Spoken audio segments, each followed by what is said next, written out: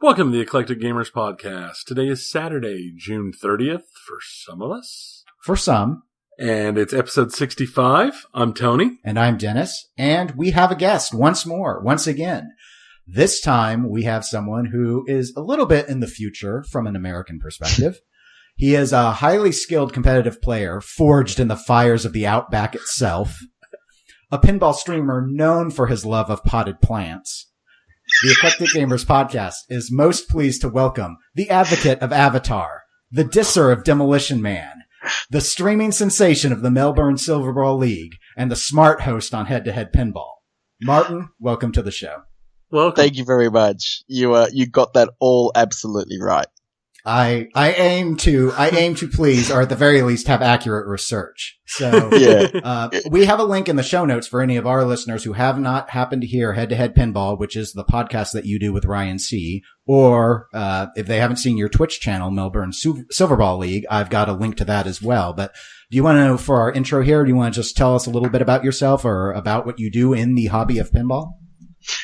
Yeah, look, I think probably now most known for Head to Head Pinball Podcast. Before that, I did start running it was a monthly tournament born out of two things. First of all, when I went to Indisc probably 2 years ago, so January 2 years ago, I really wanted to see how the US scene put on a great tournament. And in Australia, the tournament scene had become, quite large. There was a lot of different tournaments running in each of the major cities, but I wanted to sort of do one that was probably a little bit next level when it came to sort of the image and how it was promoted and how it was run and what the prizes were. So that was where Melbourne Silverball League was born. And one of the things that we also did was we streamed the finals of the tournament. It was a selfie league. And then I ran that for probably 18 months. And then there was this crossroads where I had to decide to either keep it going or shut it down. I decided to shut it down for whatever reason. And within 24 hours of shutting it down, I heard Ryan C on a couple of other podcasts. And I just had this moment where I said, right, I'm going to contact Ryan and start a podcast. And that's what we've done. And it's been going for nearly a year. We're about to do episode 50. It is a weekly episode. And it's been a pretty crazy ride so far. Yeah. And the rumors swirling in the air are that Twippy may be in the future for Head to Head. You guys have been scoring a lot of major interviews. And what I really like, you're one of my top shows. Actually, I'll go ahead and say you are my top podcast to listen to. Thank you. And, well, you guys earned it. I don't give this away lightly. So it's just, in terms of the dynamic, the chemistry, as a lot would say, between you and Ryan, you both come at the hobby from very different perspectives, but it integrates really well. You guys get along together, at least on air you do. And the content that you generate in terms of both the research aspects and things that you've brought up on your own through your show, and then bringing on guests of a myriad of backgrounds. So I get to learn about the Australian scene, which I am incredibly ignorant of otherwise. And then also you get a lot of industry people on at this point. So you're really the go-to podcast to learn about a lot of this hobby at this point, because your weekly format really keeps that pace going. I think it works really well. But I'm very grateful that you're slumming it with us. Yeah. No, well, you're also one of my favorite podcasts as well. And I know that you sort of also mentioned about, your journey and how it was pinball and gaming and also tabletop. And now it's sort of pinball and gaming. And that's great for me because they are the two different things that I do. Obviously now more pinball than console gaming. But, as a lot of people went through that phase where probably during the 2000s, pinball sort of went away and people got more into consoles. Well, so did I. I was a massive console gamer, and I've mentioned a number of times, I also was one of these people that succumbed to World of Warcraft as well. So did we. So did we. We never talk about it on the show. We'll talk about it. But the interesting thing about the podcast is, I know you sort of said that we get all these, the industry interviews. That's not what we planned to do. We actually just planned to do a podcast for the Australian audience from an Australian perspective because, Pinheads was the go-to podcast in Australia, and the quality of that podcast was just phenomenal, and it was a monthly format. They sort of went on hiatus for a little bit, so we thought, well, let's just do something that fits into that slot. And it was always just going to be Ryan and I just having a bit of banter. I've sort of mentioned a number of times, we didn't know each other before we started the podcast. I think I'd met him twice. Once I bought some blades from him, and once he did come along to one of my streams because he had an America's Most Haunted that we streamed. But I think we've just sort of lucked in that we are very different. We obviously do have a different perspective, but yeah, I'm surprised as most people that we do have great chemistry. And I think the interviews that we get, I think just came out of more and more people listening. And I know that you're into stats, and I'm massively into stats as well. And, you know, when we first started, the audience that we had was 65% Australian, probably about 25% American, and then the rest of the world. And now it's 65% American and about 30% Australia, and then the rest of the world. Yeah. And the thing with the interviews is I feel that it's noticeable even from the listener perspective that that's grown organically.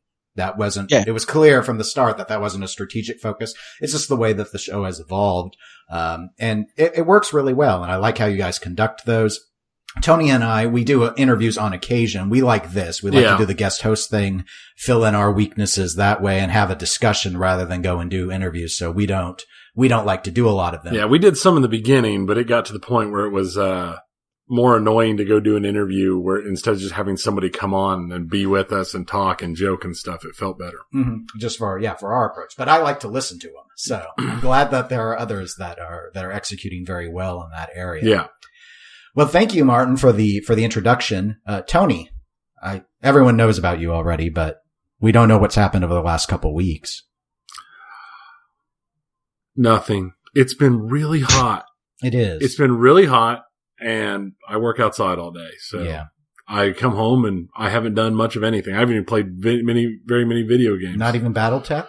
Not a little bit. There was a major patch that made major changes, so I started a whole new playthrough. And I got a ways into it. And I've also I finished my Naval Insanity XL run as the Italians, and I started a run as the Germans.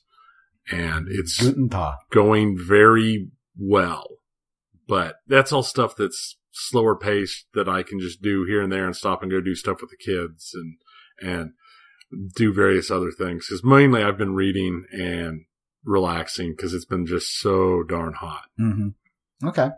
Well, I had last week off of work. My coworkers are wondering if I even work anymore because I've been taking so much time. Well, it's like every episode we have, you're either I was off work last week, or I'm off work next week, or I'm off work this week. I think after this, I'm finally have less than 600 hours of vacation.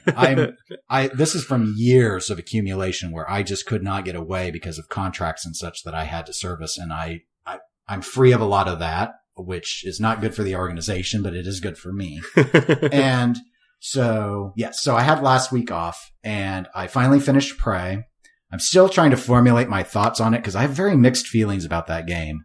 So I'll talk about that at a future point. I played and finished The Evil Within 2, which is something of a spiritual successor to the Resident Evil series. At least the first game was. So again, I'll talk about that more in a future episode. And so I've been playing now with continuing my monster theme, Dead Rising 4, which is the campy, silly, you're in a shopping mall and you get to play dress up and all that stuff. And you get to use duct tape to turn a baseball bat and some other random stuff into a lightsaber. Yes. Yeah. Yeah. You know, realistic stuff. Yeah. So I'm working on that right now.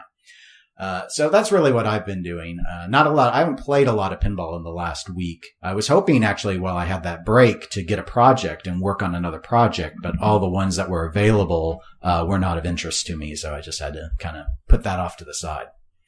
But before we go into the pinball segment, and for the listeners, we will have a pinball and a video game segment this time. I do have one correction from our last episode, the E3 episode. This one was on me. Actually, there are probably a lot of corrections, but this is the only one I know of. And that is while I was discussing Tales of Vesperia, the definitive edition, I said the prior game release of it was where the DLC was only available in Japan was on the PS4. It's actually a PS3 game. So I was get the rope, boys. I said Gen 8 instead of Gen 7. So get the rope. Yep. I probably can't ever talk about E3 again. My cred is crud. So let's move into news, and we're going to start off with one that I know Martin's already spoken about on his show, Head to Head Pinball, and that is Dutch. We've spoken at length about Dutch pinball, Tony. Yes, and in warm, glowing, wonderful, loving terms. Well, your mileage may vary on that interpretation, but and we'll put that to the test here. So there was a newsletter that Dutch Pinball put out and announced that there was a group calling itself the Seattle 7 is starting up a GoFundMe to help Dutch pay its legal fees for the ARA conflict. And while this was going on, Dutch was auctioning off a prototype build of the Big Lebowski, I'm assuming one of the Zytec ones, and selling things as far-flung as t-shirts to plastic sets on its website. The only other thing I wanted to note on that is the prototype is no longer, I guess the bidding's done. I don't know what it ended at. The last I saw was 16,000 euros. And wow. The newsletter that said all of this was, in my view, surprisingly chipper. So Martin, I know I've heard your thoughts before. Not all of our listeners might have. What do you think of either this or just Dutch's position in the hobby at this point? I've sort of been really hopeful with Dutch, and I've said I've got a very close friend of mine who's in on a Big Lebowski, so I've sort of tried to be positive because I really want him to get his machine. But I'm now just I'm done. I'm done with Dutch. I think that now I don't think they've necessarily become pariahs at that stage because I don't think the real story has come out just yet. But there are a lot of, depending on who you speak to, very opinions on what's actually gone on about, whether they actually did pay for any machine from the original contractors, ARA. Whether they, when they first said that there was delays and they talked about it was board set issues, whether that was a real thing or not. So I certainly don't think that there is a high level of trust at the moment. In fact, for me now, there's a high level of distrust. So when this newsletter came out, I almost did a facepalm. I was just like, this is, I don't know, it almost felt a bit inappropriate that they're asking for more money. Well, sure, they're selling some goods. There's machines, there's play fields, there's, decals or decals. And that's fine if you want to have some money. But then people setting up a GoFundMe, for me, I feel that that's a little bit misguided because the money that has already been given to them for people that have paid either part or full for their machines is gone. They don't have money to pay for legal fees. They don't have money to go into production with the new contract manufacturer, Zytec, we believe. So a GoFundMe, it seems like it's more money for bad. Okay. Tony, you've been pretty hard on Dutch pinball over the last few months. Has this changed your mind? Have you come around? I'm not surprised that their announcement seems surprisingly cheery. How could they not be cheery? They found yet more people who are trying to give them money and get more money for them not doing anything. I'm in the wrong bloody business. That's what it is. I need to set up a pinball company, fail utterly, make $40 million, and laugh my way to the bank. Apparently that's what I need to do. I don't know if they made $40 million, but there was a conversion for the exchange rate. But still, so we don't know. It doesn't matter. I mean, it has moved beyond it was already a joke. It is past being a joke. At this point, I don't know who the Seattle 7 is. I don't know who anybody who touching this GoFundMe is. I feel bad for these people. And honestly, I think they need to seek mental help because they obviously have some serious issues. They either have very, very bad issues or they have so much money that it doesn't even matter to them. In which case, I can think of a lot better things to do than to give it to people who have proven that nothing's ever going to come out of it. Okay. Yeah. I think one of the points that Ryan and I made, and Ryan in particular, was, why is it that you have to come back to the pinball community to bail people out? Can't these people for Dutch Pinball, friends and family, or go to the bank and get a loan? Just get your own money to bail yourself out. Stop coming back to the pinball community, preying on their weaknesses, which is wanting a great theme or a great pinball machine, to bail you out. It's a good point. And in the case of who is the Seattle 7, I don't know the names individually. I don't know if they all live in the Seattle area even. I think the term Seattle 7 comes from a movie or some historical thing. I'm not certain on that. That said, what I think maybe in the case of some of them, we've discussed this whole idea of sunk costs and that issue where maybe some of these people, it's not necessarily that they're so loaded that the money is meaningless to them, but they're $8,500 in. What do? Sit by and watch it fail, or pay another $4,000 and try and get your machine? And then when it fails, you're out even more. Well, I'm not saying it's smart. I'm just saying that I could see where that mental process, you can get stuck in that boat thinking, I have to intervene or else I'll for sure get nothing. That Dutch can't save itself. So I have to save it. And but you can't save it. Maybe they think that they can. Yeah, and that was sort of the parallel that I had with a couple of Kickstarters that I spoke about that failed. And, I think collectively the community says, well, how many backers were there? If we gave, another $500 each, then that would resurrect the program. And, $500 isn't that much more to pay. And, that might be an extra $1 or $2 million. Well, if you've given them $20 million and that hasn't worked, why would you give them another $2 million? And what makes you think that extra $2 million is going to be a different path and that's going to work? Well, and that thing happened with the Robotech Kickstarter that we talked about a bunch of episodes ago. They did the same thing. There were people who were like, well, if we give more money, if we do this or if we do that, and they did that buyout and people were all over it.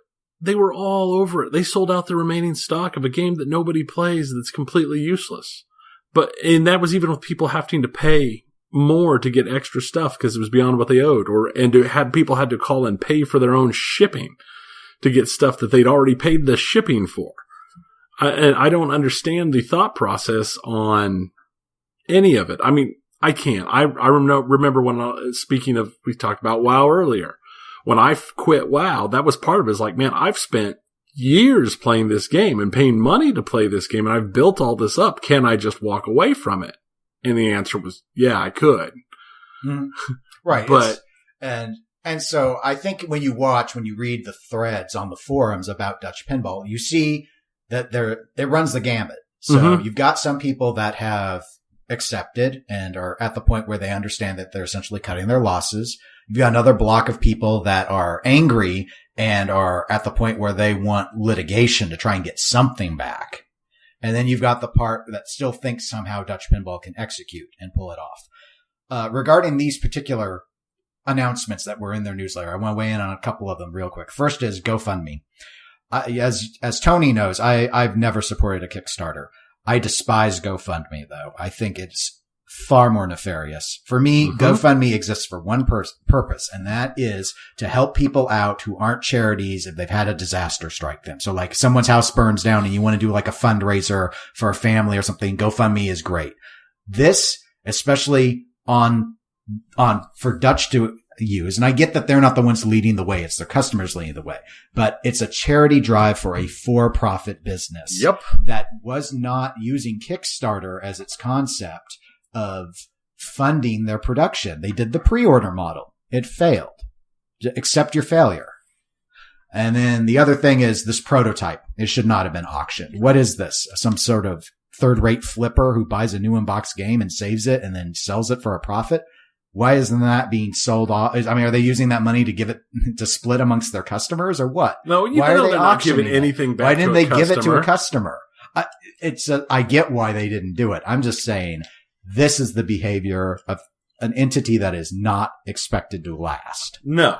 So anyway, so that is what it is. Okay. I'm glad we solved that problem. I think at this point, we're in a good we place. could sit down at this point and put together a 12 stages of I got screwed by a pinball boutique, and all you ever see, because it's everybody, like you said, the people who are angry, the people who are like, well, why would you do this? This is the 4th time you've had this happen to you. How do you keep doing this? I wonder if any of them have actually been in on all the other, been in on Highway, been in on Skip B, Zidware. I'm sure it could. I mean, but at this point, and this isn't something I've seen in any other community I've been part of.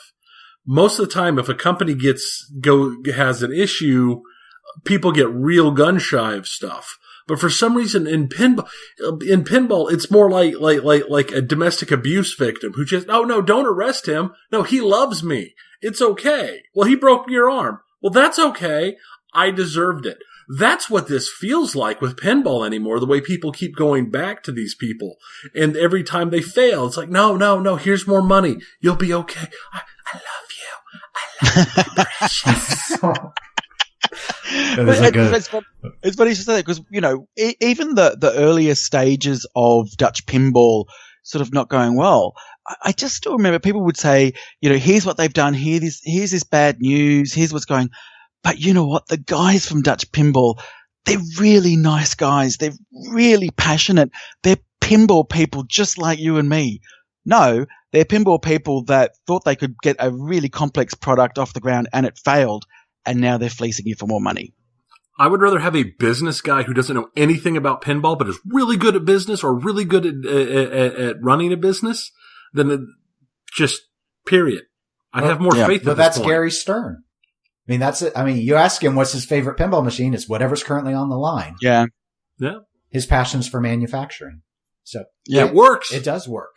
But yeah, I think some people, they keep coming back to the well here because they're so desperate to see more companies succeed. Either they're unhappy with with Stern, or they just want to see more diversity. And I think we all would like to see more competition in the hobby, but that doesn't mean you need to keep taking it on the jaw over and over and over. When a boutique tries and fails, at some point you need to cut your loss and just accept that, okay, well, that one didn't work. Let's see someone else come out and maybe they can execute better.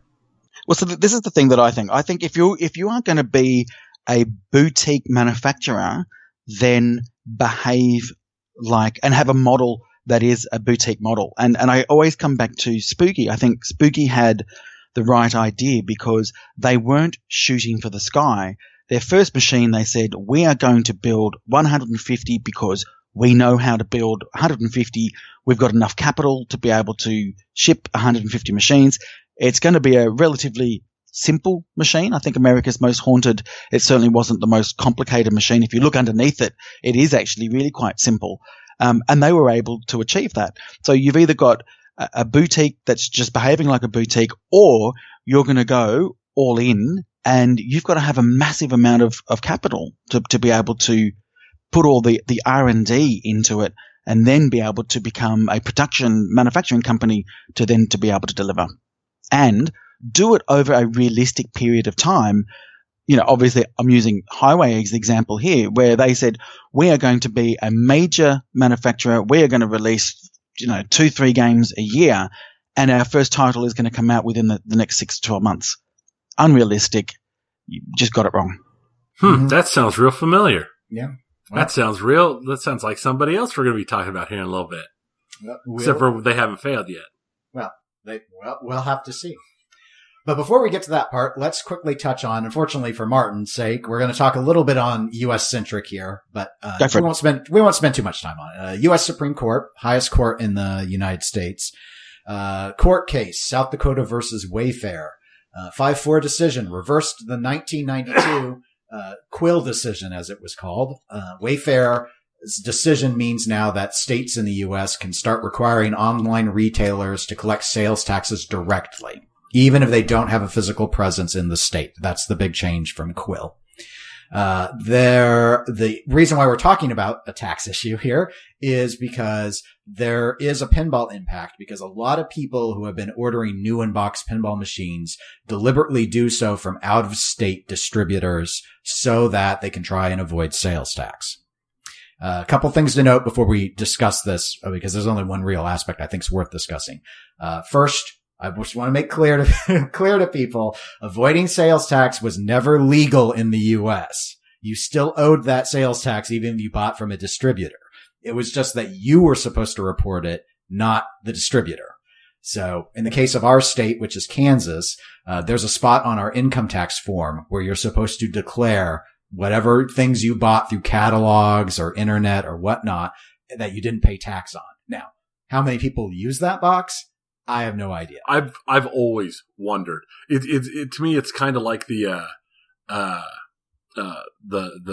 WinRAR people. You always wonder how many people actually pay WinRAR. How many people actually fill in I spent $30,000 on stuff I bought from out of state. But I do need to disclose before we move on is that, I am employed by an organization that backed retail collection of tax for years on online sales. So, yeah, no, I think it's a good thing. I have no problems with it. No. The reasoning for by the court, if you read the decision, which it was an interesting decision because it did not split ideologically. There were conservatives and liberals on both sides of that decision. And it just sort of comes down to fairness for the mom and pop stores. Competitive advantage was to online. Right. And that was a problem because it's crushing all of the brick and mortar businesses. Right. So all that said, let's get back to pinball. I wanted to talk just about before we do. Oh, sorry. sure. Just before we do, because it's actually related. So something that's actually happened now in Australia, very similar. So as of the 1st of July, I believe it is, up until that date, anything that was shipped into Australia that was, I think it was below $1,000, didn't attract what we call GST or goods and services tax, which is an additional 10%. Well, that's now changed. And so everything that now comes into Australia now needs to attract a further 10% GST. And similar to what you're saying, I believe it's meant to be up to the person that imports to declare it or to pay it, but they will sort of police that as it comes into the country. And that sort of causes a bit of a problem for us. I mean, obviously I know why they're doing it, because it makes import products cheaper than buying them local. But, for things like pinball where really it's going to affect the aftermarket. So, any sort of parts or, plastics or mods or anything like that are now going to attract a further 10%. So I can sort of fall into that sort of same sort of category where that sort of whole online thing has been a problem for many years. There's sort of revenue that's sort of been leaking everywhere, but that's going to affect the end user. Mm-hmm. Now, is GST, is that like a VAT? That's what I was wondering. Yeah, I think it is. Yeah. Yep. But it's 10%. It's based on the particular product, not necessarily the state in which you're located. So it's Australia. Okay. And in our state in Kansas, our sales tax, when combined with all local sales taxes, is about 10% at this stage. It's usually, it's a little over actually. So the discussion part of this is what everyone's wondering is, will this affect new in-box pinball sales? No. You don't think so? I don't think so. I think it'll affect the distributors because some distributors might have, less purchases than they used to. If somebody specifically avoided a distributor, not because they had an issue with the distributor, but because the distributor was local enough that they wanted to dodge the tax, there's no reason to stop them from going to a local distributor. So you're thinking maybe while the total sales would stay the same, we might see some, probably mostly distributors in large states will start to see more business, and some that were in the less populated states will lose business. I think that's what I think is the biggest change. I could see that, but it does. I mean, even on a Stern Pro, especially if someone wasn't declaring whatever they needed to declare, it is going to add like $500 to the bill. Yeah. But we've already seen people will just shovel out money for free to people. That's true. They don't all own the peasant version like me. That's a good point. What are your thoughts, Martin? Do you think it's going to have a notable impact on total annual sales of machines? Well, certainly not for us because we pay some tax on them anyway. Yeah, I personally think it will. I think, you in America have the street price. We don't, because we've only really got one distributor. So it's that street price where it really probably does hit the distributor. They probably have to add that money to it. I think time will tell. Mm-hmm. Actually, I agree with you, Tony, on it. I don't think it's really going to have a big impact. It's like closing fees on a house. Yeah. It doesn't matter that it's there. It's basically transparent. When you go and buy a car and they collect the sales tax at the car sale at a dealer, by then you've already gone in to get your $14,000 vehicle, and you're almost too late at that point and been like, what? There's sales tax? Oh my. No one's does that. No one does that. So now, I don't think it's going to have a big impact. Now, I did do that once with a VAT. Because, back in the day when I played EVE Online, the group I played with included several people in Europe, and a bunch of us that were here in the Kansas City area. We got together and we bought some stuff and some barbecue sauce and this and that, and sent it to one of our buddies that we really liked who lived in Britain. And then we felt bad because we sent so much stuff that he had to pay the equivalent of $50, basically. He had to pay 50 pounds. Whatever, to get it out because of the VAT. So you ruined him financially to give him some barbecue. I didn't ruin him. We sent him a lot more than just barbecue sauce. But we felt kind of bad. He's like, oh, I have to pay the tax on this, guys. It's like, what are you talking about? Well, I have to pay the import duties, the VAT and this and that. I'm like, what is, I've never heard of VAT before. What are you talking about? So, because we sent him like a good sized box. It was just like, ooh, sorry, dude. All right. Well, let's hop over to our third pinball topic in the news category, and that is deeproot pinball, an expression that is very popular, I know, in Australia. For sure. So a lot more information has been revealed via This Week in Pinball, including a new interview with Robert Mueller, the principal behind Deeproot Pinball. I have a link in the show notes for anyone who wants to read it. We're not going to go through all of it. We're just going to touch on the pieces that I think are the most interesting. So the first thing that I wanted to tackle was the announcement that Steve Bowden, who was a prior guest on this show earlier this year, has joined Deeproot Pinball and will be working as a rule set designer. Martin, do you have any thoughts on that? I think it's a great move. It's a great move. I mean, when we interviewed Steve and we asked him, we said, would you ever want to get into the pinball industry? And he said, yeah, absolutely. He's a very clever person. He absolutely can go deep into rule sets and understands the nuances of rule sets and what makes a game enhanced through its rules. So I think this is absolutely. And, when you think about Deeproot and all the people that they've hired, and they really have hired, like the AAA people of each of the genres, from manufacture to design and now rules. I think it's a great move and good for Steve. Tony, any thoughts? Oh, I think it's great. I think I think having high level players do rule set design, period, is really good. But Steve's such a great guy. Yeah. He's just a great guy. So I'm going back to Dutch. This is the whole same thing. He's a great guy. I'm glad to see he's moving into something that will hopefully turn out really well for him. I think Deeproot, in general, as a conversation like we had before, they have pulled out all of the stops. They're going whole hog on this, hopefully for them, successful buy-in. This is either going to be the most spectacular crash and burn pinball has ever seen, or they might actually succeed. I know where my personal thoughts are, and It involves me getting sticks and marshmallows in a lawn chair. Wow, yeah. I think Tony and I sort of diverge on this. I think he's much more cynical on its success than I am at this point, given the moves they've made. But they are interesting moves, no matter what. And you mentioned that Steve is a nice guy, and Steve does listen to all the podcasts, so I'm sure that he'll send you your $5 in the mail. Is he too nice? You get $5. That's the question no one's asked. You get $5? No one. I only get 75 We don't cents. make money at this. You're lucky because that shows they care about you more because they have to pay more postage to mail those coins. So this is what I was alluding to before when I said a boutique manufacturer needs to behave like a boutique manufacturer. And if you're going to go all in, you've got to have the capital behind you. Now, I don't know Robert Mueller personally, but from all reports, this guy's got the backing to be able to do this. So whether they've got the know-how, we don't know. No one's seen a product. No one's seen the quality of the product. But to be able to sink money in to be able to get this off and running at such a large scale, I'd say he's probably got the money to do it.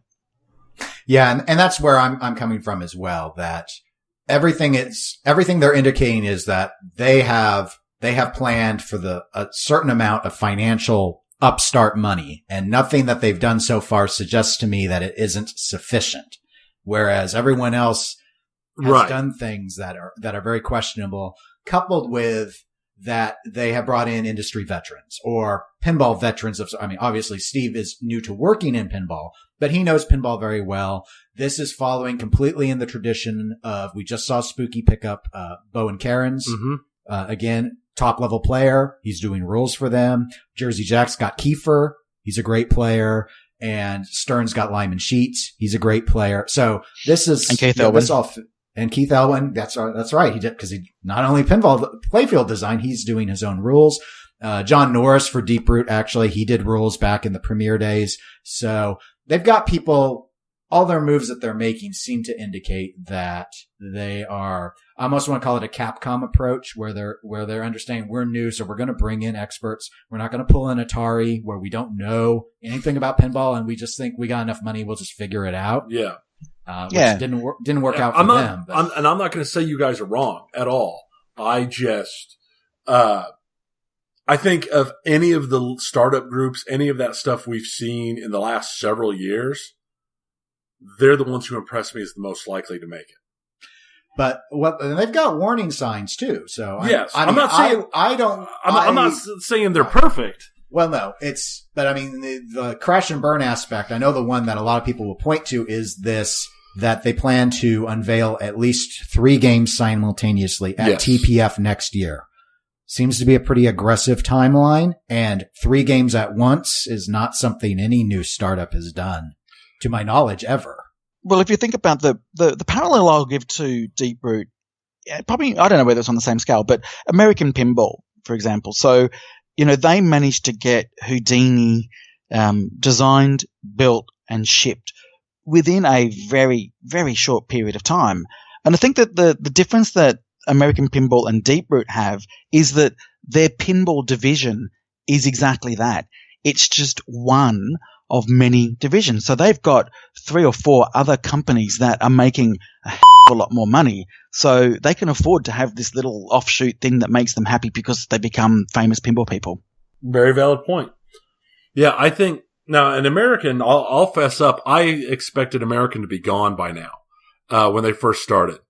And they're not. And Houdini wasn't a bad game. I actually enjoyed Houdini. Yeah, same. So I consider them a going, I'm not going to say a success, but they are at a going item. We'll see what game 2 has. Now, I'm wondering if Deeproot's thoughts and how they're designing and how they're punching everything out is to do as they say, have at least 3 games at launch and then enter, and they're not going to keep up that type of schedule. It's going to be, hey, we've got 3 games at launch when we go public to have people purchase the games. And then they enter into the rotation like Stern uses, where they put out, a couple, 3, 4 games a year is what they're aiming for, and having the money to support it with, as you said, everything else they've got. I think they've got a really good chance. I just don't know if it's going to happen. Yeah. We've all been burnt. Yeah. Yeah. Everyone who's paid attention should be gun shy of any new manufacturer. Yeah. So. Yeah, correct. And but it's helping that they have not asked for pre-order money. Right. And that is a huge plus for me, because if anybody asks for pre-orders and they've never kicked out a single machine, no. They're an instant write-off for me at this point. And that's a very good point to bring up, because that takes us into a next part of this information from This Week in Pinball about deeproot. And that is that they are going to offer pre-order victim help. Yeah. So we've already discussed in the past about the terms that they've offered to the Zidware customers for those that had tried to purchase games that John Papatuk was designing for his startup company that didn't successfully produce anything. But now they have, Robert called out in an interview with This Week in Pinball that he's had conversations with Pinball Brothers and with Dutch Pinball, and that they have no intention of delivering on their promises, without giving up the ability for themselves to profit. So Deeproot Pinball is going to offer some form of relief to those that have pre-ordered, or tried to purchase from Highway / Pinball Brothers, because we're kind of one and the same in that, and Dutch Pinball customers. It's going to run between start of October and the end of this year. The nature of the relief is not yet determined. Robert did declare it will not be as extensive as what was offered to the Zidware customers. That the philosophy is, you did take a risk pre-ordering. We're not going to absolve all that risk for you. We don't really have anything to do with these other companies, but it's bad for the hobby that people got burned this badly. So it might be credit on games. It might be some sort of arrangement on travel. He mentioned, it might not be to purchase a product at all. It's not going to be free games though, but they want to try and do something. So what did you think of that, Martin? Because either about this information about what he indicated coming out of Pinball Brothers and Dutch when he spoke with them, or about the relief itself? Okay. So there's a couple of things here. I think that's obviously, it's good for him to do. It's a bit of a token gesture, I think, but I'm probably moving it onto a different angle as well, but it comes back to their price point, where they're saying that they want to release machines for $3,500 US, I think it is, obviously all the way up to 50,000. But for that price point, I think what he's really saying is that there's still some fat in these machines for them to be able to offer relief. And that's what I think it'll be. It'll just be, you get a further discount if you buy a deeproot machine, really. So it comes back to their price point and how cheaply he believes that they can manufacture these machines. Yeah, and I would guess that ultimately the nature of the relief would be something like that, like a coupon. So without lack of a better term, a voucher of some sort. But yeah, I'm not sure. I will go ahead and note the comments that he made in the interview about the indication on not to deliver on promises. Yeah. I think it's another voice that's saying, don't trust these people. Right. And I did not mention it on the show because it was told to me in an off the record format, but now that it's come out as a source on the interview, I will note I was told about discussions with Pinball Brothers and what their intentions were. And this is in line with what I was informed. Yeah. This was a couple months ago.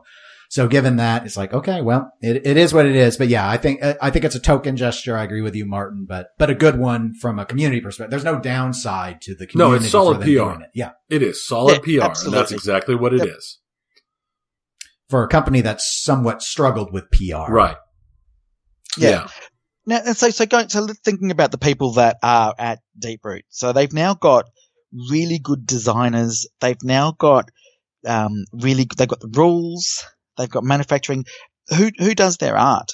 Right. The things that I think are where we don't know about veterans is we don't have a veteran artist known and we don't have a veteran programmer known.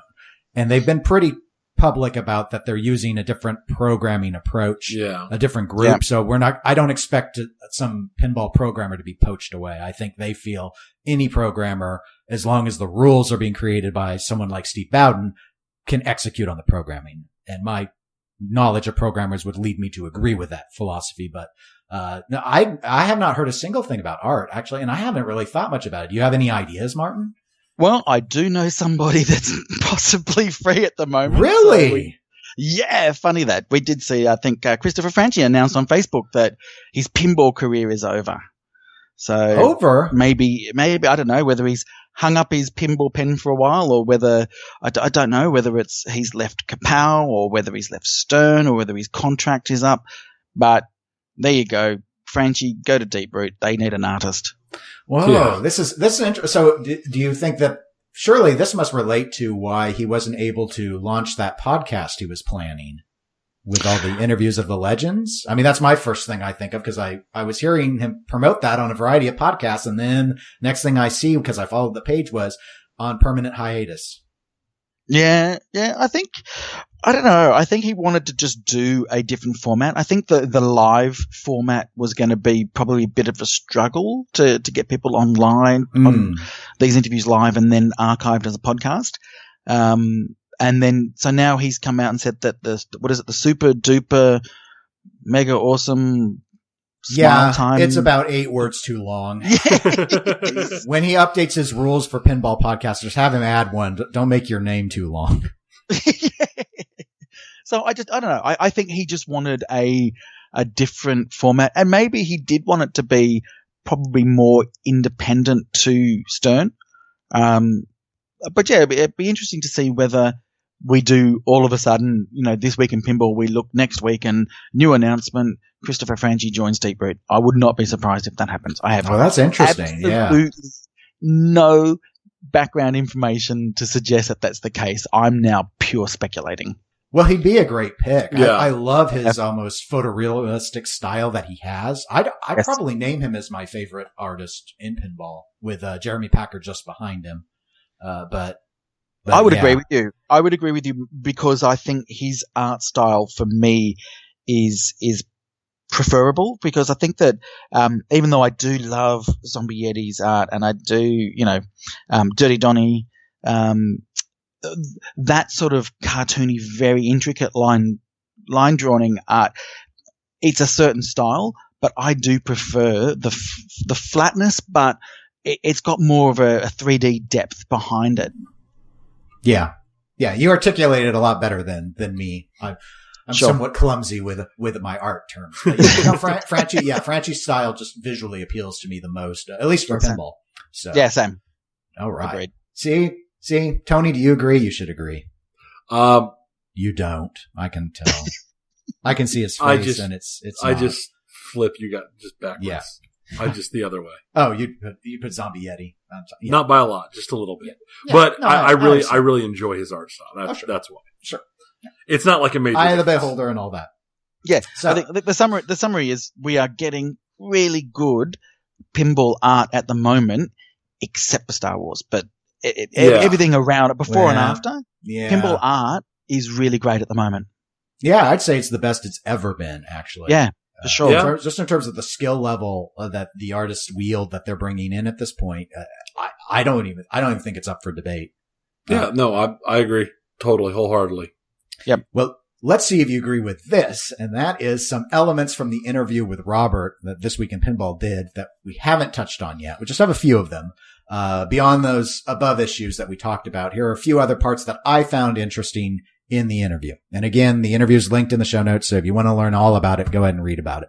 But Deeproot has been looking at 4 other games from other manufacturers and comparing what their standard is to that. Essentially, they picked games to, as Robert seemed to describe it, that they wanted to look at and say, don't do it like this. And the 4 games were Ghostbusters, which was what they looked at to understand what a modern Stern build is like. America's Most Haunted, to understand what a boutique build is like. No Good Gophers, for what a classic Bally Williams game is like. And The Hobbit, which was described as for an overkill game. So now, Martin, I know you used to own a Hobbit. I don't know if you've owned the others. I've not owned any of these. But I've played them all. No, yeah, I've played them all as well. Ghostbusters probably, outside of The Hobbit because I owned it, but Ghostbusters probably the most because there's the most of them out, particularly in tournaments, which is one of the most terrible games for a tournament because it's so unfair.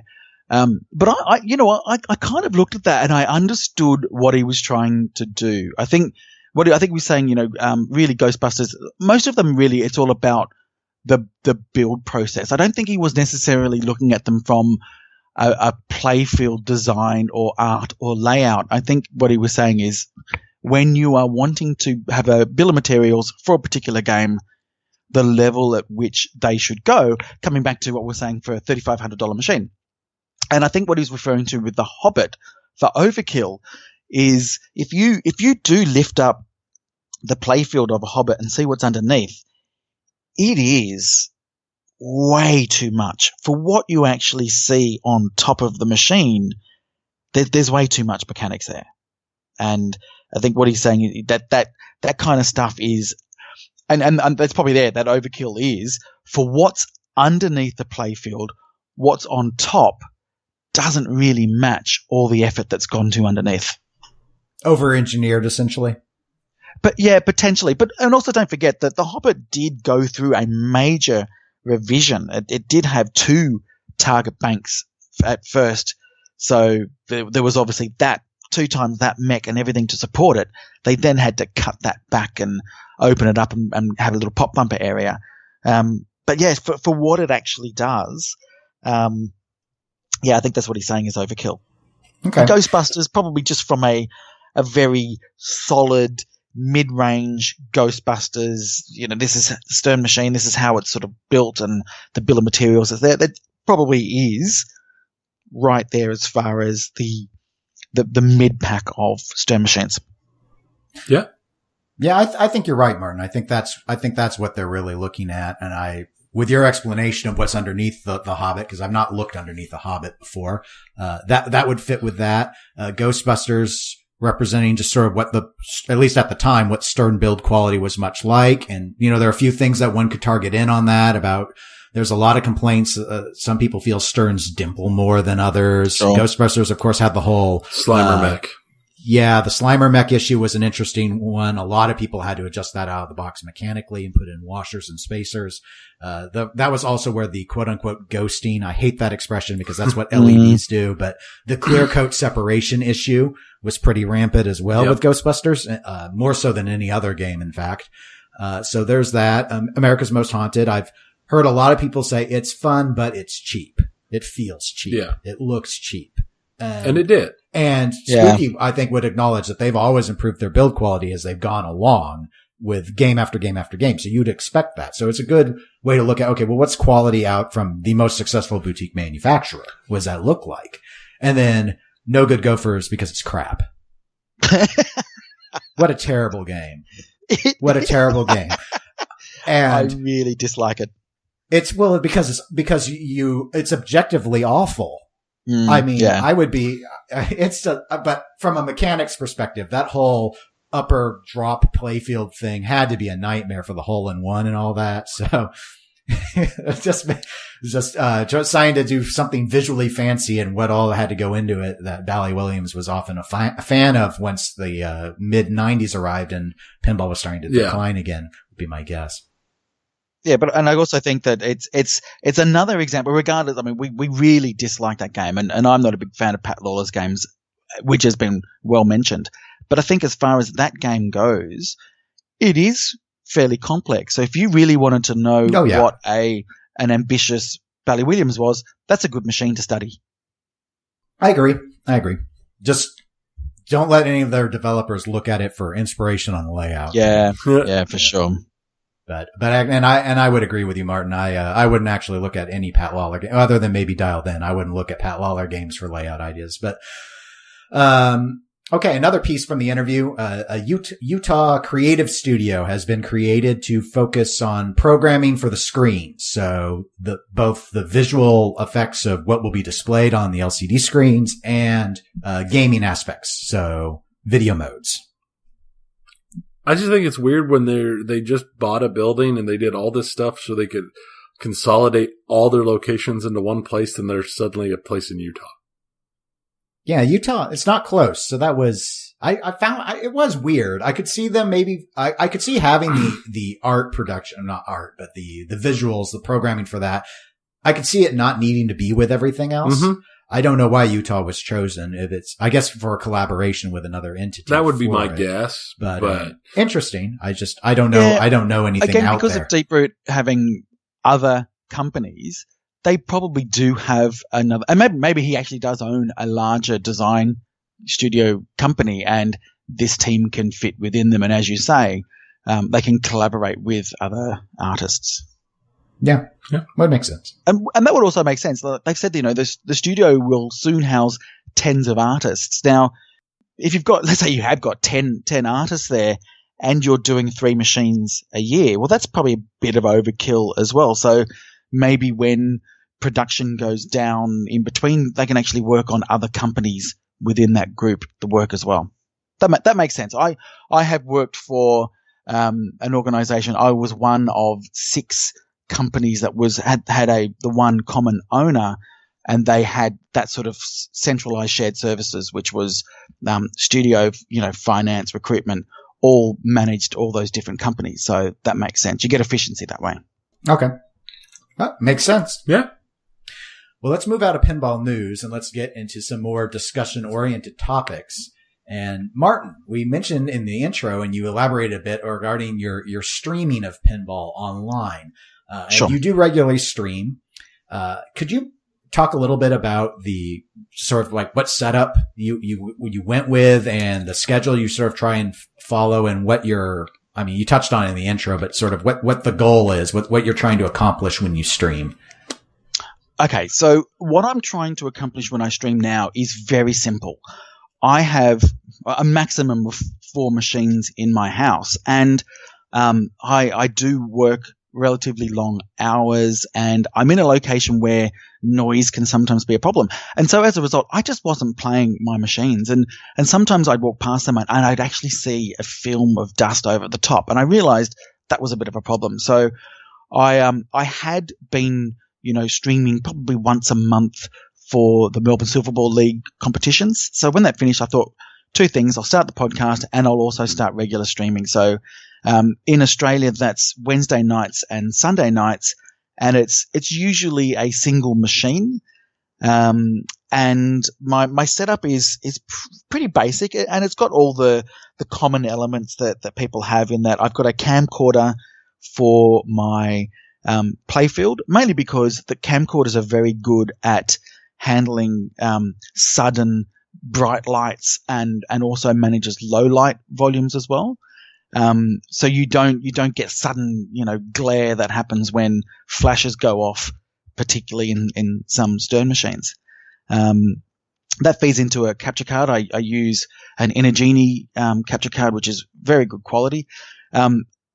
2 webcams, sometimes 3 webcams. They're usually just Logitech's 920s or 922s, all going into a laptop. So I want to be able to have it portable. So I do have, there's a network of people that I know that have got machines, so I can go to other locations. And during the week, we actually did stream one of our monthly tournaments, and it was the second time that we had streamed this particular tournament, and it was done a lot better than the first time. And that's what I like to do, is learn. And the good thing about streaming this particular one from the beginning to the end, I actually won this tournament, which was good. I'd had a bit of a dry spell, so I was glad that happened. And it went so late that it was then morning in the US. So, it was quite unnerving having someone like Colin McAlpine watching me play. But so the streaming really is for me to now play my machines at home.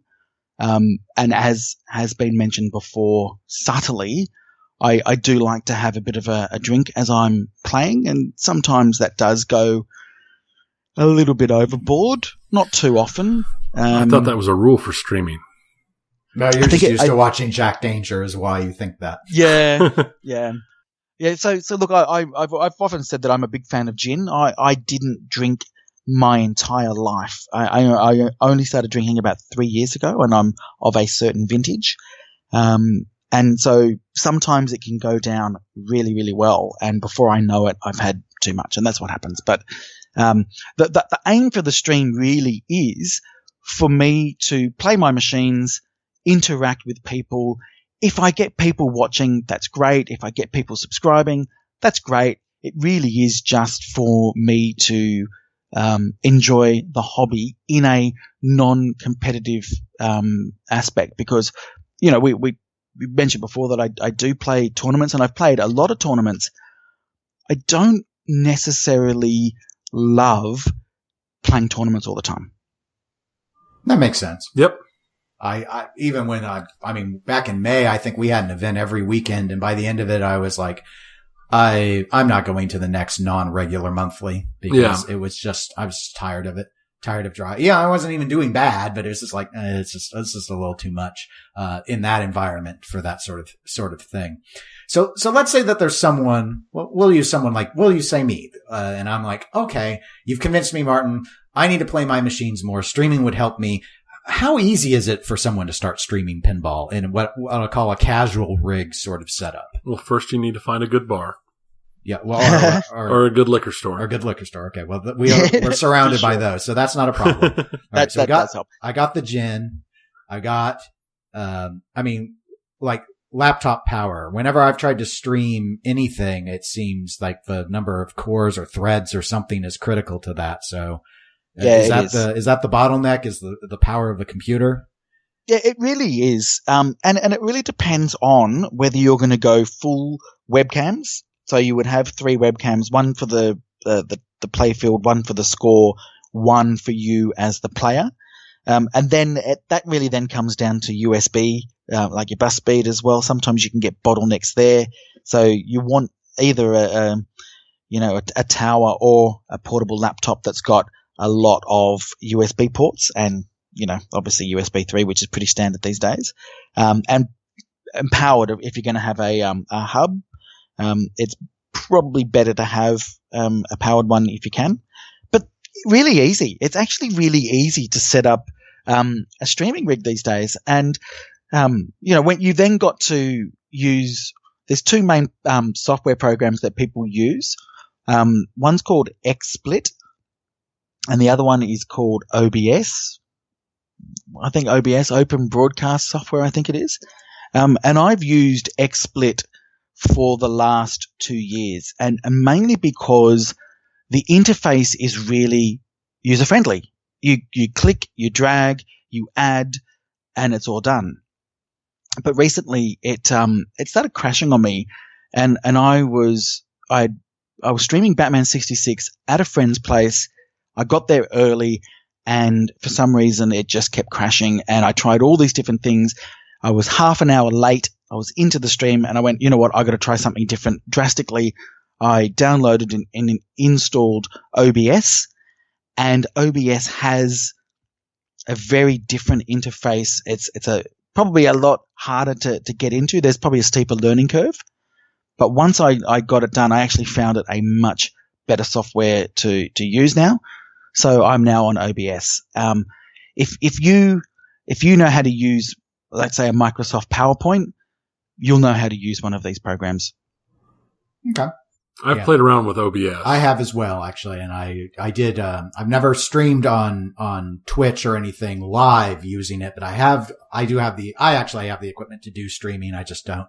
And, I've used it to do recordings of games. Like if I'm working on a game for someone, like my brother-in-law, I think before I gave him his, the laser war my dad got him for his birthday, once it was all put together and working, I used that to record, and that way I could have the scores on one screen in the play field and just show it, basically throw together gameplay video was the idea. Yeah. So and OBS is it's not bad. It's just, I can see why it's a little intimidating because it doesn't hold your hand very well. Right. But there are a lot of guides online, which is nice. Yeah. Because that's where OBS was when I was trying to put together some video streaming. And the problem with my bottleneck is the computer.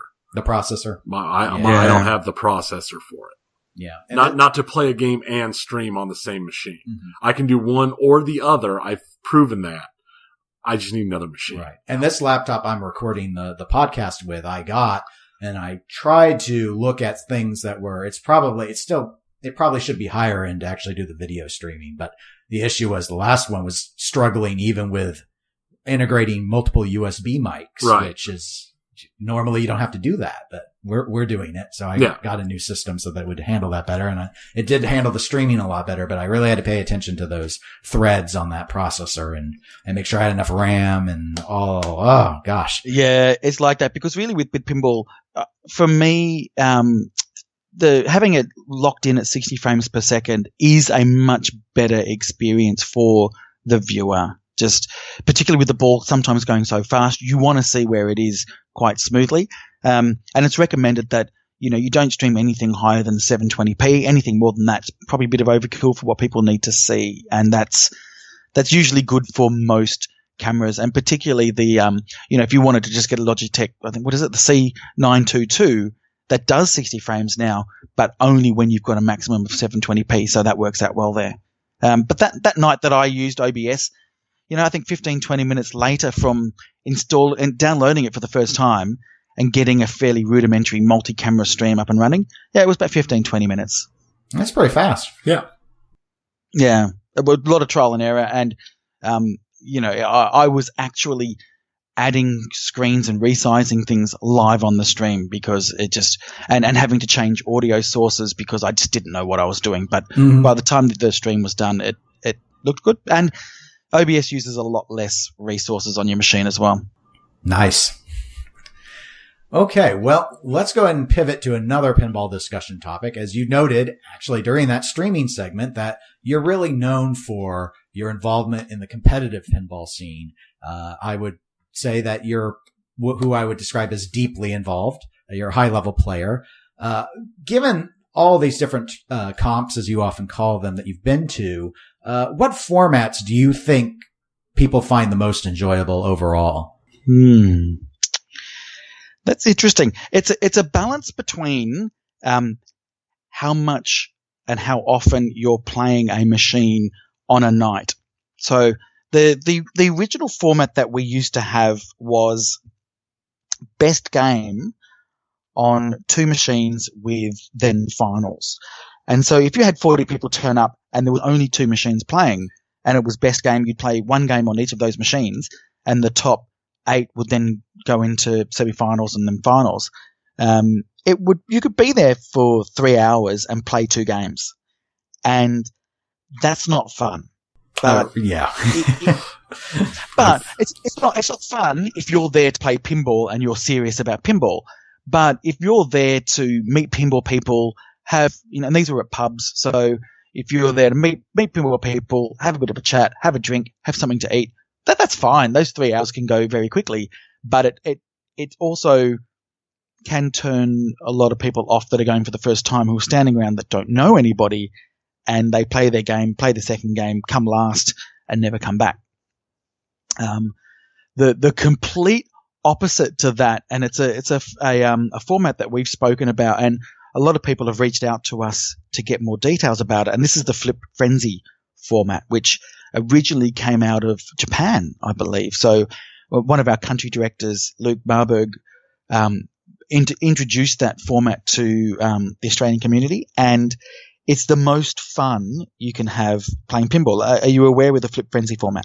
I played one last October. Yeah, I did not. We were at a private party, and they around here they tend to call it pinball, but it is right. It's that format. So, and Tony said afterwards, I was just like, I wanted to go around and just play games for once and not enter the tournament. And then apparently I missed the best format they ever did. It worked really well. Once there was a little tiny bit of confusion at the very beginning, but once the confusion got figured out and once everybody knew exactly what was going on, it was fast. It was fun, quite enjoyable. Yeah. And so for those people that don't know, it effectively is a certain period of time, and you play head to head as much pinball as you can over a certain period of time. And whoever has the highest win-loss, not necessarily ratio, but the most amount of wins, is the winner. And it becomes really quite strategic because you're trying to get through each game as quick as you can whilst winning. So you might be the first player on ball 3 and you're absolutely smashing the machine, and you've got to think to yourself, well, how far in front of this person do I need to be so they don't catch up, but I don't play this game for an hour, because that could be 3 other games that I could win in that time. Yeah. So it's got a nice strategic element to it, but keeps you playing, which even the lowest skilled player will enjoy because they'll actually be busy doing something. Well, absolutely. And it's usually good value for money. You know, you pay your $10 or your $5 and you'll play 14 to 15 games over that period of time. And it's quite frenetic. You don't know who you're going to be paired up with. It's a bit like speed dating. But it's just really fun. But it does. Yeah, the format does require a lot of management. You need specific software to be able to manage it, and usually you need two people to run it. One to manage the scores and where people are going, and then there's one person that manages the queue and also directs people to which machines they're going to. Right, and that was where we had our stumbling block, is we didn't have a specific director set up at first. But as I said, it was a lot of fun, and when you were talking about the strategic point, I know at least once I played a match where my opponent on ball one scored more points than my highest total ever on the machine, and I just drained everything because I wanted off the machine as fast as possible. That's right. I didn't want him to play out for the next 20 minutes blowing huge scores up. I just drained. It's like, I know I can't catch up on that realistically unless I have the most amazing game of my career and it's not worth my time.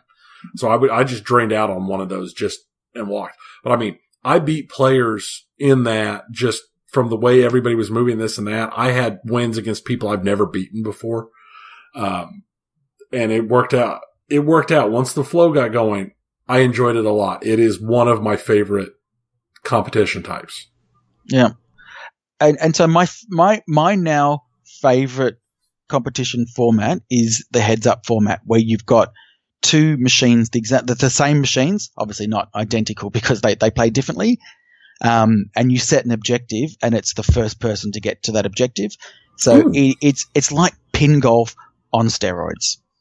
So do you all have locations that are able? I mean, I don't have any place around here where anyone has two of the same games. So yeah. That would be our big struggle is finding that, because it sounds like I love that idea. I love the idea, not just because I think it sounds like it's fun to play, but it's one of the few formats of pinball that I think a layperson could watch and understand. Yeah. Yes, absolutely. So, e-sport it.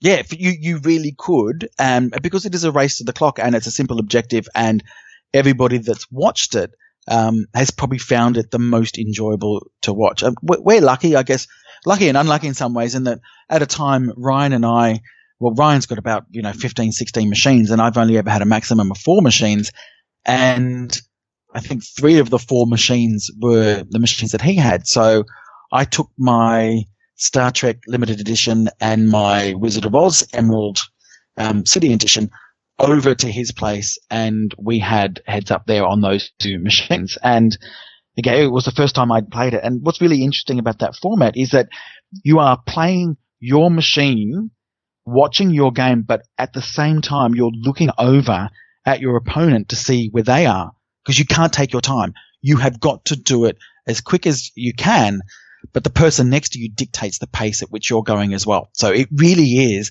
like a car race where you are just looking at your opponent and you're pacing yourself depending on what they're doing. And it's intense. It's fun. We had probably the biggest moment that we had was one of the objectives was to start rescue multi-ball in Wizard of Oz, and it happened almost split second. Would have been either a second difference or less than a second difference between these 2 opponents getting rescue starting, and it just had massive cheers. Everybody was on the edge of their seat. It was a fantastic moment, and that's what this format does. That sounds awesome. Yeah. Yeah, I do. I really want to try it. I've been hearing only good things, but no one wants to bring a game over that I already have. Maybe you need to take yours to them. No, come on, please. We got to have some. I'm the one with the big microphone. They can come here. So what is in your collection? I've heard it's not really the size of the microphone. It's not.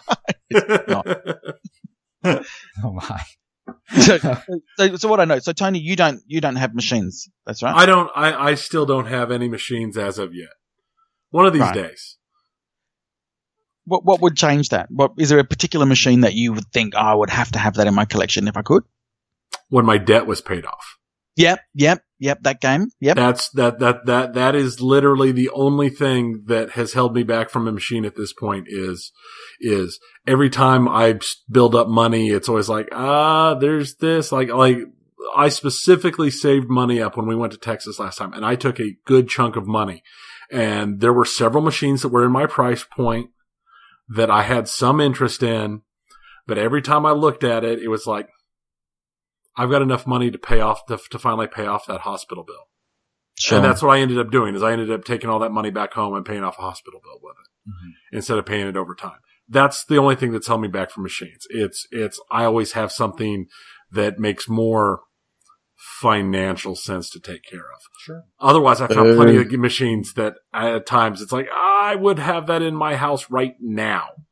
And that's one of I would love for Tony to get machines. I also love that this is a perspective. This is a situation that a lot of people who like pinball are in. Mm-hmm. And I think people lose sight of that, especially on a place like Pinside, which is very collector oriented, that there's a very sizable segment of this hobby that is not out there buying new in-box machines all the time. And they want to play too. So, but I do want you to get a machine.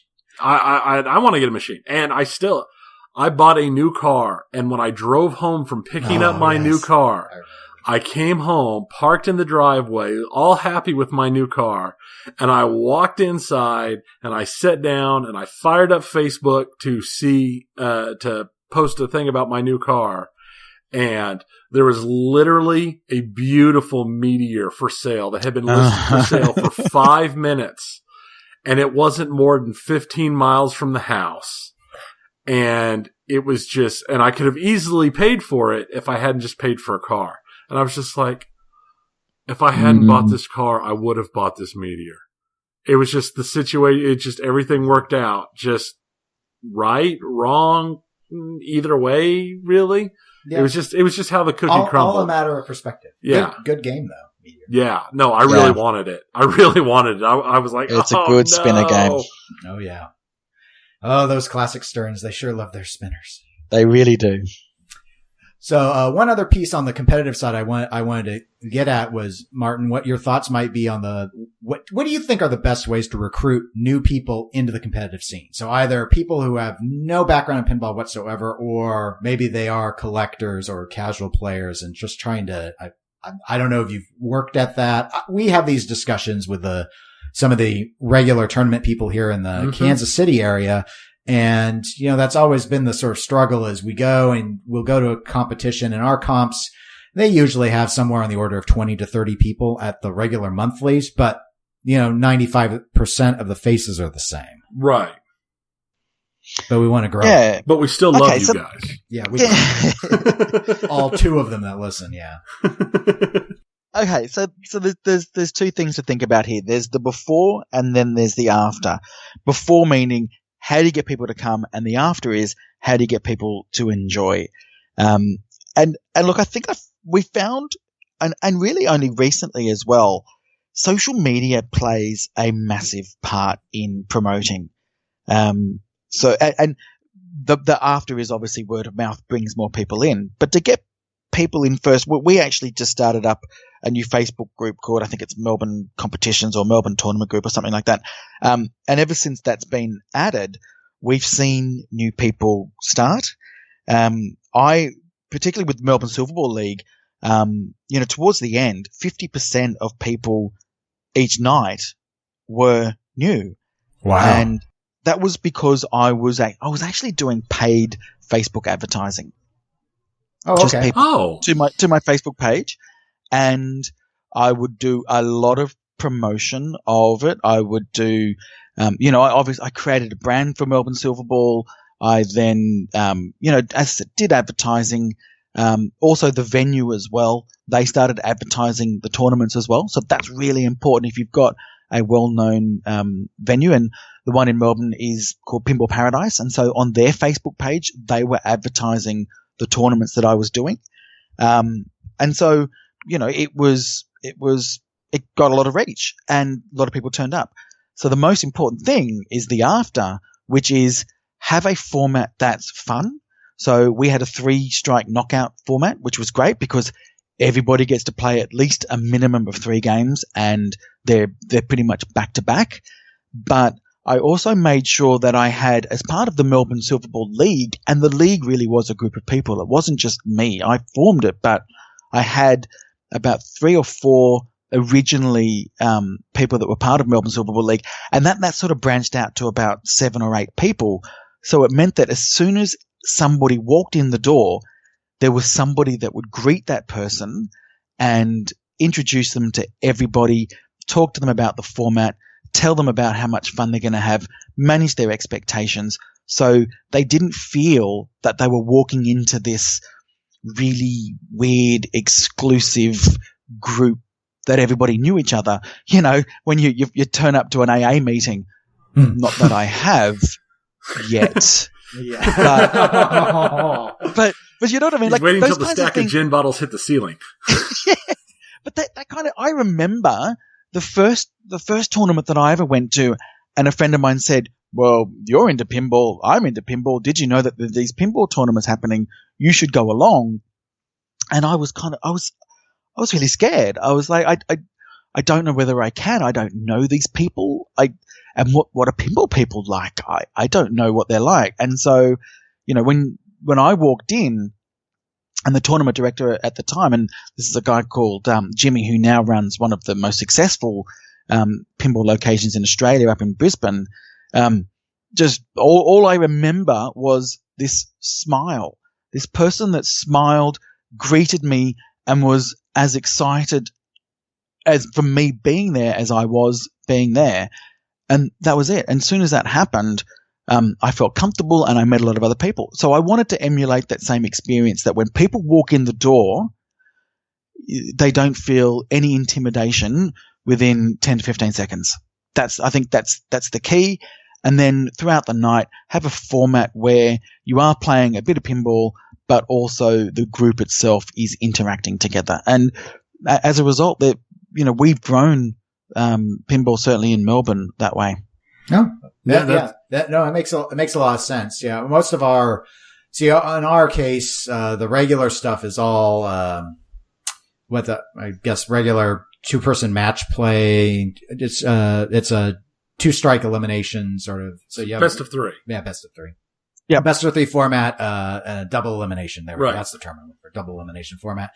My first tournament though, and I was terrified to go to my first tournament because I read about it in the newspaper actually from an article a few years before, and then I saw, oh, it's still going. And I thought, oh, I'll go ahead and try it. And I remember the reason I did it, I went in February because in January I saw there were only 6 people who had played in it, and I thought, I can handle a group that size. When I went, it was 20 some, and I was like, oh, no. This is a terrible miss. My hands were shaking because I don't do good in those situations. But the tournament director was very nice. And after I went 2 and out quite rapidly, thank you, Iron Man. Afterwards, he talked to me for a while, and so did other people, but just sort of like, oh, well, what do you like about pinball? Do you have any games? What games are you familiar with?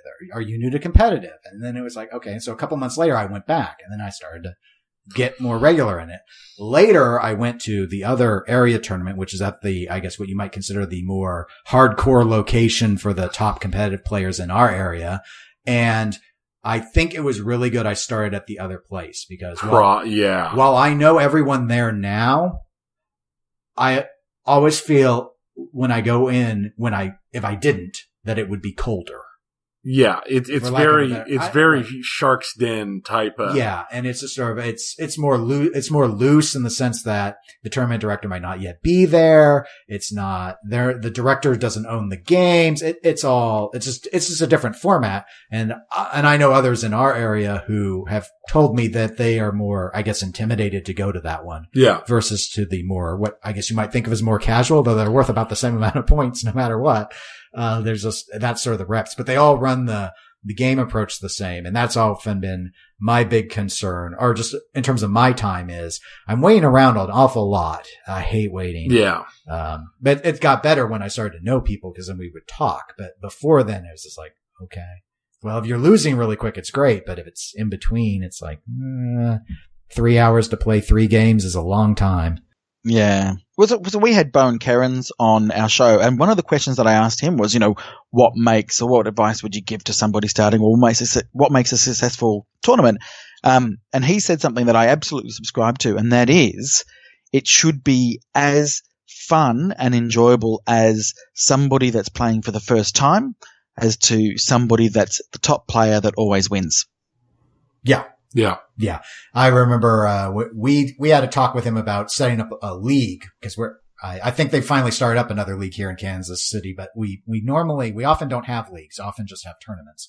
And, so we had a discussion with Bowen about leagues and how the New England Pinball League worked. And that was a big core part is he said, someone like me is always going to have fun. I'm a top level player. I'm going to have fun no matter what. I love pinball. I do pinball all the time.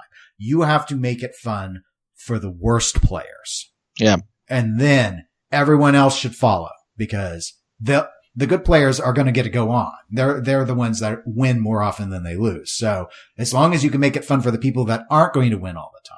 And I think that's where Pinbird comes in, where it's like up until the finals, it's just more and more and more pinball. So it doesn't matter if you're terrible and you end up in E division or I guess D now. It doesn't matter. So, but we've had difficulty actually implementing that in our area. Because ultimately what you're really wanting is not just for people to come back, but you're wanting people to understand that they will get better by coming back. Right.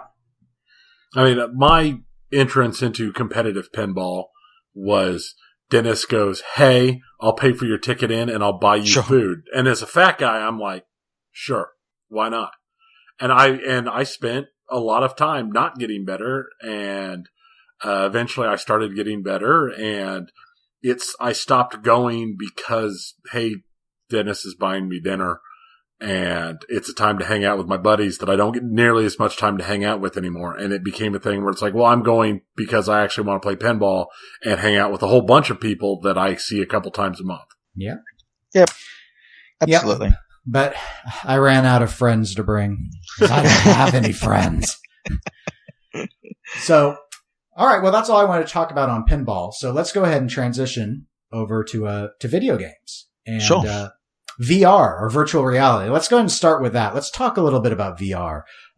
Martin, you mentioned this as a topic idea. I have a lot of ignorance on VR. So I guess let's just get the ball rolling here on the tech. What do you think of it as in terms of the current state of VR tech? Because I have some familiarity with the Oculus. There's the Vive. Is the Vive and the PlayStation's VR setup. Yeah. Which I probably know the most about. But Martin, what's your initial take on the technology as it stands at this point? Okay. So, I'll give a bit of background and then sort of talk about that now. So as a young, very young child back in the early 80s, I was obsessed with 3D movies. Absolutely loved them. And I didn't care where it was a good or a bad movie. If it was in 3D, I was there and I would watch them repeatedly. I would go to the cinema. So I loved 3D. Then cutting to the first experience I had with VR was sort of an arcade machine, but it was more so in sort of family venues. I think the game was called Pterodactyl Nightmare, I think it was, which was the first sort of you walk into this circular area and this helmet gets placed on top of your head, and it's 3D, right? Very early 3D. I actually think I played something like that. Yeah. They had one at Worlds of Fun. Okay. And I had a lot of fun because for me, again, it was 3D, but now I could look around and it was 3D and it was fairly rudimentary. And really all I remember at the time, because it was years later, obviously now we're looking at the next generation of VR, that really the head tracking was the problem. Was the quicker it was, the more realistic. There was always a lag back then. So I think what they've done now, they've got the technology really up to a place where head tracking is really quite quick now. So you're actually getting that really good sense of movement. When it comes to, the resolution of the games and the detail, I think, obviously user experience may vary.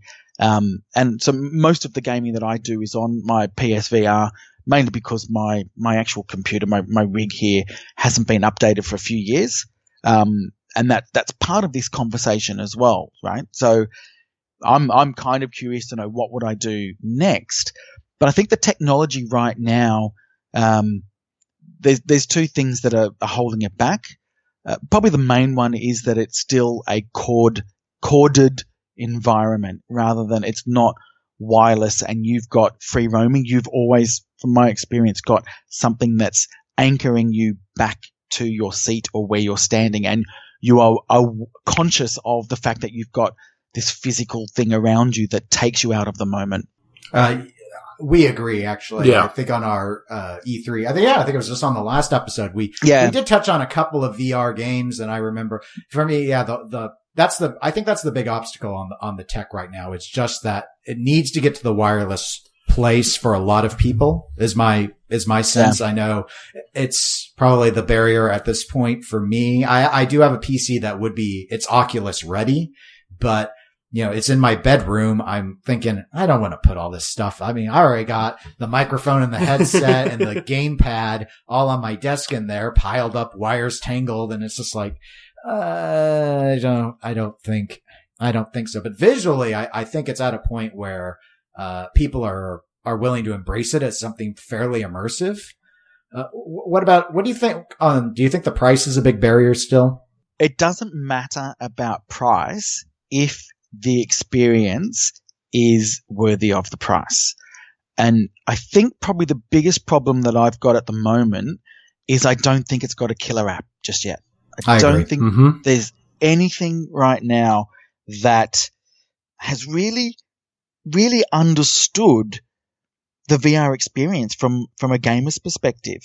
And I know that I was actually talking to somebody that develops in VR recently, and it's a real challenge between providing a gaming experience where you can control either your avatar, if it's first person, who you are, whilst not having too much motion sickness is one of them. But also being able to then have as much processing required to have everything so detailed that your brain forgets that it's in a VR environment completely. Right. Yeah, I was, in terms of the killer app thing, yeah, that's and it's hard. I think it's challenging when you have a new medium like that, developing in the sense of going in and saying, I will make the killer app and it will come true sort of scenario. I was listening to Game Informer's podcast, which Dawn had mentioned on the E3 episode, so I subscribed to it. It's a good podcast, by the way, for those wanting more video game content.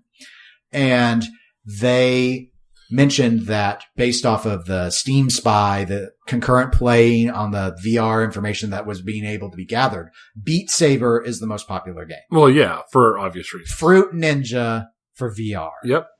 Well, here's the thing. I think VR I would consider it beta, mid-beta, maybe even high beta, where it's at. Because of, like you said, you're still corded. That's an issue. The other thing is with the current setup and the current limitations due to movement and everything, the game's most likely to work really well and to be a very successful breakout type game for VR are cockpit type simulations, and they're not a popular game format anymore. Right. They're not like they were in the early 90s when that's what everybody wanted. That's what everybody wanted. And we're not there anymore. Until they can form, until they are both A, good, and B, affordable, some sort of movement rig, I don't think it's going to take off nearly as much. Be it an omnidirectional treadmill things. I've seen several of them, a couple of which looked like they worked okay, or something that somebody hasn't even come up with. I think that's going to be one of the big important things for it, because the immersion factor and the sheer amount of space taken up, unless you've got an enormous room, is problematic.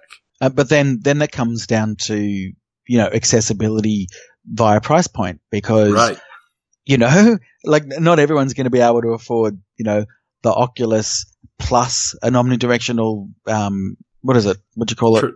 Treadmill. Omnidirectional right? treadmill. Yeah. Yeah. Like that then means there's really only a handful of people that can Right. really then. And so what it comes back to for me is, okay, I'll tell you for me the game that absolutely screamed for a VR mode and it finally got one is Wipeout. So Wipeout, you'll hear the theme. There's a constant theme about space racing games. I love them. And Wipeout is just a phenomenal game. And for ages, I was wanting them to have VR enabled, and it came a couple of months ago. And I got to tell you, it didn't disappoint. It did not disappoint. It is phenomenal to play Wipeout in VR, but it's got to be more of an incentive for me to play that in VR rather than sit on the couch, watch it on my screen, and be satisfied that that's still a great experience. Another one is Drive Club, which is it's a solid driving game, and in VR it is phenomenal. But I would still probably play it more so just on my screen than in VR, just for the convenience. Well, here's a thought, and it's something that would make me go kind of crazy to get something in VR. I can guarantee you if it came to like a PlayStation, or if it came to PlayStation 4, I would be getting a PlayStation 4 and PSVR. But what if they had a solid, licensed version of, say, a modern version of one of the old Star Wars X-Wing games? Something like that. Oh, for sure. Something that had a broader appeal, but was still worked within the system. So it was still a cockpit style game. I mean, something like that I would go nuts trying to get into something like that. Everything I've heard about the VR availability of the Star Wars thing they had on PSVR, was that it was amazing. It was a tech demo, I guess. I heard everybody I talked to who actually played it thought it was amazing, but it had limitations. Right. As everything is going to. But I mean, I just think until they get the right thing to make people spend the money on it, they bring the price point down, and the movement thing's always going to be a problem. Right. And that's where where we are all basically talking now about this going mainstream or not. And that sit on the couch syndrome sort of thing. Mm-hmm. Anytime I've seen things try and buck that trend, they lose. Right. I mean, last gen and at the start of this gen, in fact, that PS Move and the Kinect, that's what those were. They weren't VR, but they were the idea of using body motion to play games. But it was very difficult. And eventually games came out, at least on the Kinect. And I know, on the Move as well. I played some of that. Where you could do it from a seated position, but most of the games weren't like that. It's like, Here, you're going to do mountain climbing. So you're going to simulate that you're climbing a mountain. But you know what? After 30 minutes, my arms are tired. I'm out of shape. And it's like, I just want to sit down and be a quote unquote real gamer with a controller and pop some headshots. Not stand here and waddle around in front of the camera. Here's the other thing about VR as well. So this comes back to this discussion that I had with someone that develops in VR. And I asked him this question. I said, why is it that I can play VR for 15 to 20 minutes and once done, I take the headset off and I am literally drenched in sweat and I am physically exhausted from VR? And his explanation was this. And I'll try and see if I can explain this well enough. So effectively, your brain in VR, you've got this world. You sort of lose your boundaries. I may be in my study that I'm in right now, but as soon as I put the VR helmet on, those dimensions are gone, and you are having movement, but your body is stationary. So what's actually happening is every microsecond, your brain is having to compensate for the fact that your body isn't moving, but your brain thinks it is moving. So every muscle in your body is having these micro corrections to try and stabilize itself. And as a result, you are just having a workout even though you don't know you're having a workout. So again, when I'm sitting here or I'm coming up to my room and I think I'm going to play a game, it's like, ooh, do I want to sit on the couch and play for an hour to 2 hours? Or do I want to put the helmet on and 15, 20 minutes I'm spent? Wow. I'd never thought about that. That's interesting though. The brain science of it. Yeah. Let's go ahead and transition to something. We'll look back now. We were looking at the future, but now we must turn to the past because that's the only way to truly understand the future. Sure. So, Martin, you mentioned that you were a big console gamer. So let's start talking about best games from the various consoles. And as I thought about this, I decided that the best way to go about this would just be to go through the 8 generations. Don't worry, you don't have to know them all by heart. I've got cliff notes here. So I'll say what the generations were. We'll do that. I'll say some of the big systems that were in that generation. And then if you have a favorite game from any of those particular consoles, let's just throw it out there and give the logic behind it. And Tony, I know, especially as we get to some of the later generations, you're more of a PC gamer, but a lot of the games were cross-platform. So I think you'll be able to. And I always say that, but when I actually was going through the list and looking at it, I at this point, thanks to your modification of the Generation 8, I've actually owned a machine from every generation except the first. Sure. So let's start with the first because actually, I have no meaningful time on any of the first, but maybe Martin does. The first generation was the generation that started in 1972. These are sort of the pre-cartridge systems. So it's things like the Magnavox Odyssey, Atari's Pong system, and the Coleco Telstar. Did you play any of those, Martin? Look, I did play the Coleco Telstar. I didn't own it. It was my neighbor growing up had it. Okay. But I may have played it once, possibly twice. So no strong feelings on it. No feelings either way. Okay. All right. So we'll move right into the second generation. I think that's where we're going to start having some content. Yeah. So, that began in 1976. I'm not putting end dates because it was. Oh yeah. It was. Well, here's the problem. It's a bit of crossover. Yeah. Yeah. It was the crossover. And then you'd see like second generation, 1976 to 1990. I thought someone had gone in and edited Wikipedia and put in wrong information because I've seen that before, but it was because, for example, the Atari 2600 was made and sold until 1990 because it was that popular. And so they did it until they weren't being sold anymore. And I saw all the generations were corrupted that way. So I was like, this is worthless. Our listeners will hate this. It'll sound like a bunch of crap. So I threw it out. So 1976 is the start of the second gen. So that's going to be things like the Atari 2600 and 5200. The Magnavox Odyssey again shows up here in television and ColecoVision. So, Martin, any of these that you had? One thing I just wanted to point out here, I find this funny because for me, this was first generation console wars. In Australia, it was Atari versus Intellivision. You were either Atari or you were Intellivision, and you would argue till you were blue in the face that your console was better than the other. First console Intellivision was better. Period. Wow. Shots fired. But I don't think Martin's going to agree with you. I think he's going to agree with me. But I didn't own the Intellivision. Of this generation, I owned the Atari 2600 or the VCS, we called it. Right. And I owned a Vectrex. Oh. Ooh. Okay. Best game in your view on either of them, I guess? Well, I actually do. I did a lot of research for this chat today, so I've actually got a lot of. I do. My favorite game on the Atari 2600, and I probably go back to the one that I played the most, and there was really two. Missile Command was my favorite game. Okay, absolutely. Yeah, I loved it in the arcade. I loved it in the arcade. I played so much of that in the arcade. Yep.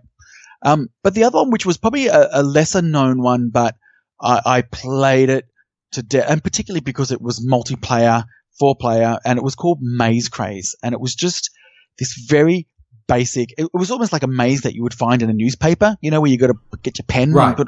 But you would have a little block that you were, and you would all just race around trying to get to the exit. It was fun. 4-player at that generation is kind of an impressive little thing. Yeah, for sure. But again, one thing I think that particular console is really known for, besides obviously ET, is just some of the worst ports, like, you know, Asteroids and Pac-Man and Space Invaders. They were pretty bad, but you could play them at home. Right. Which is what so much cheaper. Wanted. Yeah. Or in theory. Yeah. I did not last long at Asteroids in the arcade. No. Right. And then obviously with the Vectrex, there was only really one game that was decent, and that was Mindstorm, which was an Asteroids clone itself. And Scramble was pretty good as well, but I'd rather play that in the arcade. Tony, you mentioned a television. It was the right answer. Yeah. So I had in television. Okay. There were a bunch of games that I played on it that were fun, and most of them were pretty much the exact same games on 2600 with different names. Okay. There was a tank game that was called Tanks, as I recall. You're probably right. And it was basically combat. All right. Yeah. Not my Combat's favorite awesome. game. Really good game, though. Now, one of the things that in television had that always, it kind of weirded me out, is the controllers. The way the controller was is it had a big flat disc that you put your thumb on and move the disc. Oh, okay. And then on the face of the controller, there were side buttons, but then there were like 6 or 9 buttons across the front. And every single game came with a little plastic card that you would slide on top of those buttons. It was, it had an overlay, and it would tell you what the buttons did. So you sit there with your thumb with one finger and your other hand hitting the buttons. Great controller. I mean, nowadays, it'd be terrible nowadays, but I liked it, and I had problems when I played friends' Ataris because I was so used to that. But the best game on Intellivision is a game that I've played again recently, and even on modern systems. And I played it in the arcade when we were in Texas 2 years ago, and it's still a ton of fun. Burger Time. The music to Burger Time is still, as soon as the music started, it was like I was a kid again. I smiled. I was so happy, and I played. And that game is bloody hard, but I enjoyed it so much. And playing it again recently, I still enjoy that game. That is the game that I love more than anything on Intellivision. Wow. My sister had a Burger Time, one of those little portable ones where it's just black and they have the little LCD games. She had that Burger Time because I'd play it more than she did. So, all right. Well, for me, I only own the 2600. It's the only one I really had any time on. I did not own my favorite game, but Pitfall.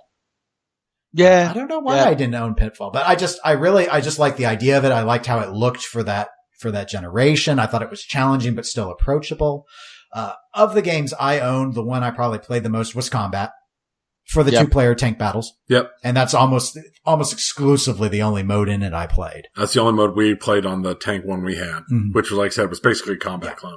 But yeah, Combat was a real great, 2600's controller was terrible. That joystick was terrible. It's interesting I think it's even discussed in that book, The Art of Atari, which I have a copy of. It's great if you ever want to look at all the painted artwork that they did for the cartridges and and their pinballs and the arcade games. But that, just as an aside, that controller design was originally for what was going to be basically a generation 1 style game where it was a tank. Well, it's like Combat. And you just plug in that whole console, and that was to look like a little command thing, and the controllers sat in it when you weren't playing it. And they kept that design when they brought out the 2600, but I believe the designers said, if we knew this console was going to be popular and people were actually going to buy and play these things for years, we would have come up with something more comfortable than that, because it's only that square, so it would fit in the original casing, which had nothing to do with the Darth Vader console type, which was the one I had, was the Vader design, the all black one. Yeah. You didn't have the wood grain? No. I had the wood grain. Yeah. Oh, you were one of the early ones. Yeah, for sure. It looked better. It did. I agree.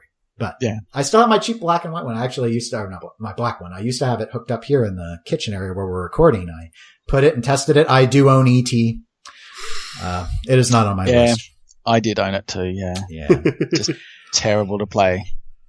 Okay, let's go to the third generation. This starts in 1983. It's also commonly just referred to as the 8-bit era. So this will be systems like the Commodore 64, the Atari 7800, the Sega Master System, and of course the NES, the Nintendo Entertainment System, or Famicom, as it was also called. So, Tony, you want to lead us off this time?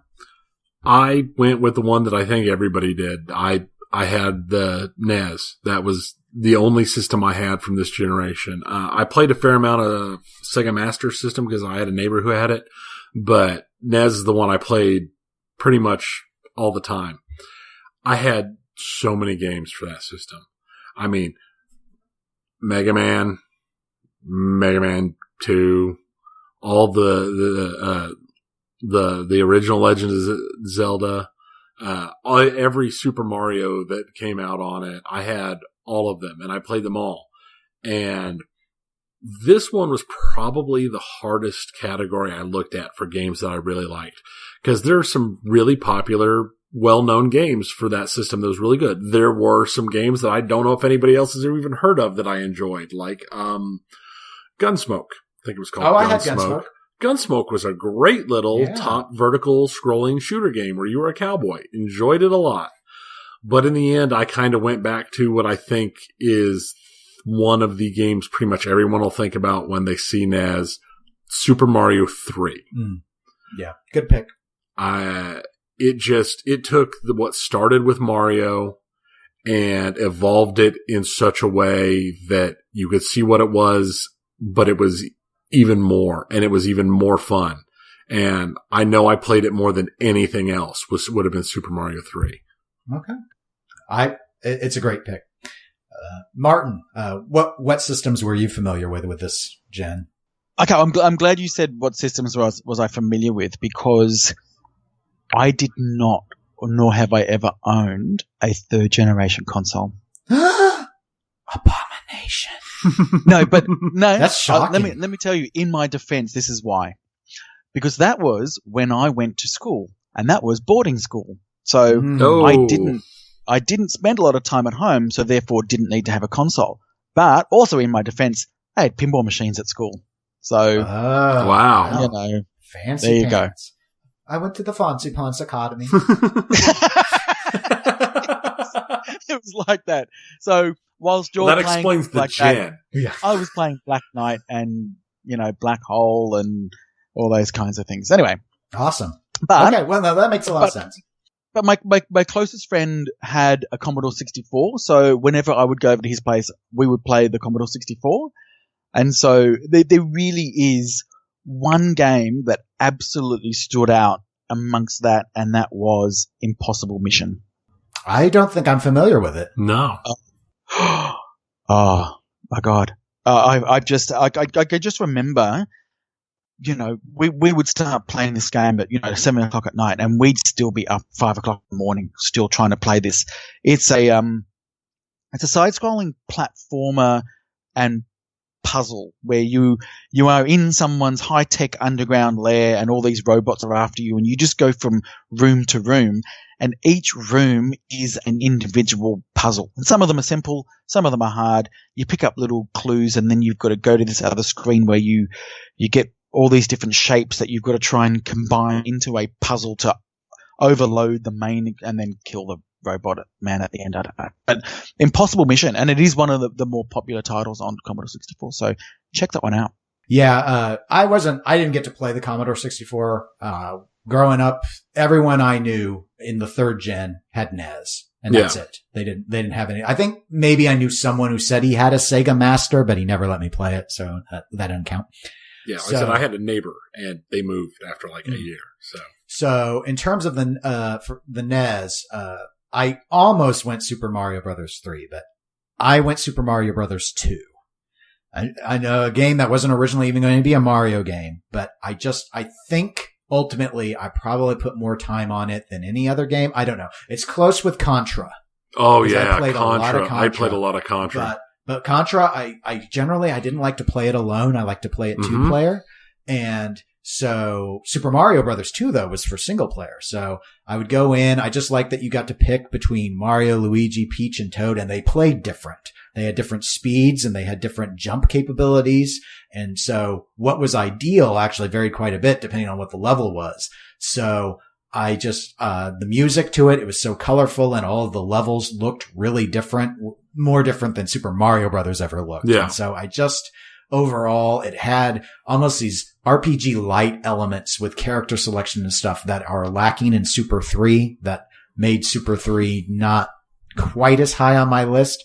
That was when the store sold that one Super 3 I got early before it was publicly available. I got early due to an accident. It was a birthday present. So I have really fond memories of Super Mario Brothers 3, but two would be my favorite from the generation. Which is just impressive because of the fact that Super Mario 2 wasn't a Super Mario Brothers game until it came to the US. Yep. But that's what won me over wasn't that it's Mario. What wins me, just like in pinball, is gameplay. Yeah. Yeah. That's what matters. One thing that none of us mentioned that it was pretty high on my list, was Final Fantasy. Which one first? The first one. Okay. Just because that was a game type that I'd never really touched until that game. Yeah, I think until that, you could argue RPGs were mostly text-based on computers. Right. They weren't on gaming systems. Because everything I'd done before that was, text-based on computer. And that was the first thing. That and Dragon Warrior. I played a lot of both of those games. Mm-hmm. But I did a lot of Final Fantasy. I had Dragon Warrior, I didn't play it as much. It was too hard for me to enjoy, I think was the issue. Yeah. So let's go 4th gen. That starts 1987 and unsurprisingly was commonly just called the 16-bit era. So these are the Sega Genesis, Neo Geo, and the Super Nintendo. I'll go ahead and start. I did have some time on Sega Genesis, but me too. I don't really have a favorite game from it. I was friends who had them. So we'd play Sonic. There was that when they had the CD drive come out. What was the stupid game with the people are invading the house? The ninja they had all these live action. Night Trap. Oh, I remember Double Switch. Night Trap. Oh, I played. Was it Sewer Sharks? Okay, I forgot Sewer Sharks. I don't think I played that one, but so what I'll say is I owned the Super Nintendo. Didn't own nearly as many games as I did as on the Nintendo because I started to do more PC gaming during this time period. But the game I will pick on Super Nintendo that I felt was the best was one of the early ones, Legend of Zelda: Link to the Past. I've mentioned it before. This was the game where you'd go in and then it just started to rain. And that was when I knew I was in the new generation. And to me, it was amazing. It was a deep game. They still speedrun it to this day. It could be argued as one of the best pre-3D, Zelda games that was ever created. But honorable mention, cause I'm all in honorable mentions as well. Super Street Fighter 2 Turbo. Oh man. You remember that one, Tony? Yeah. Tony and I were roommates our first year in college along with two other guys, and we lived off campus and we did not have cable initially. We didn't have any TV. So it was a Super Nintendo hooked up to the television in the living room, and all we did were Street Fighter tournaments. Yep. That's constantly nonstop. Yep. Wow. So Martin, your thoughts on good 4th gen? Okay. So you'll see a theme. You were Nintendo. I was Sega through a lot of these generations. So I did have what we call here the Sega Mega Drive, which you call the Genesis. Right. I also had the Sega CD, and I also had the Sega 32X, if you remember that. Oh, I never knew anyone who owned one. Yeah. That's just... I'm that one person. And I think they actually, did they release something like, I think it was called the Neptune, which was all 3-in-1. Anyway. I remember hearing about the Neptune, but I don't know anything about its specs. No, either do I. But I mean, that's like out there with having somebody who actually had a Neo Geo. It's like you always heard somebody, I've got a cousin who has a Neo Geo, but nobody actually knew them. Yeah. We'll get to 5th generation. I can tell you about my Neo Geo. But also, okay, so this generation was really interesting. There was really only two things that stood out. I was either playing platformers or I was playing RPGs, and it's really where I got into RPGs.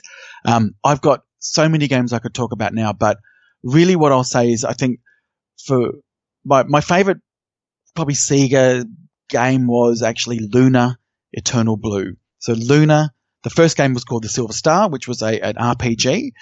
And it was the first RPG that I played that I got. I got the storyline. It had a lot of animation, so it was using the CD format.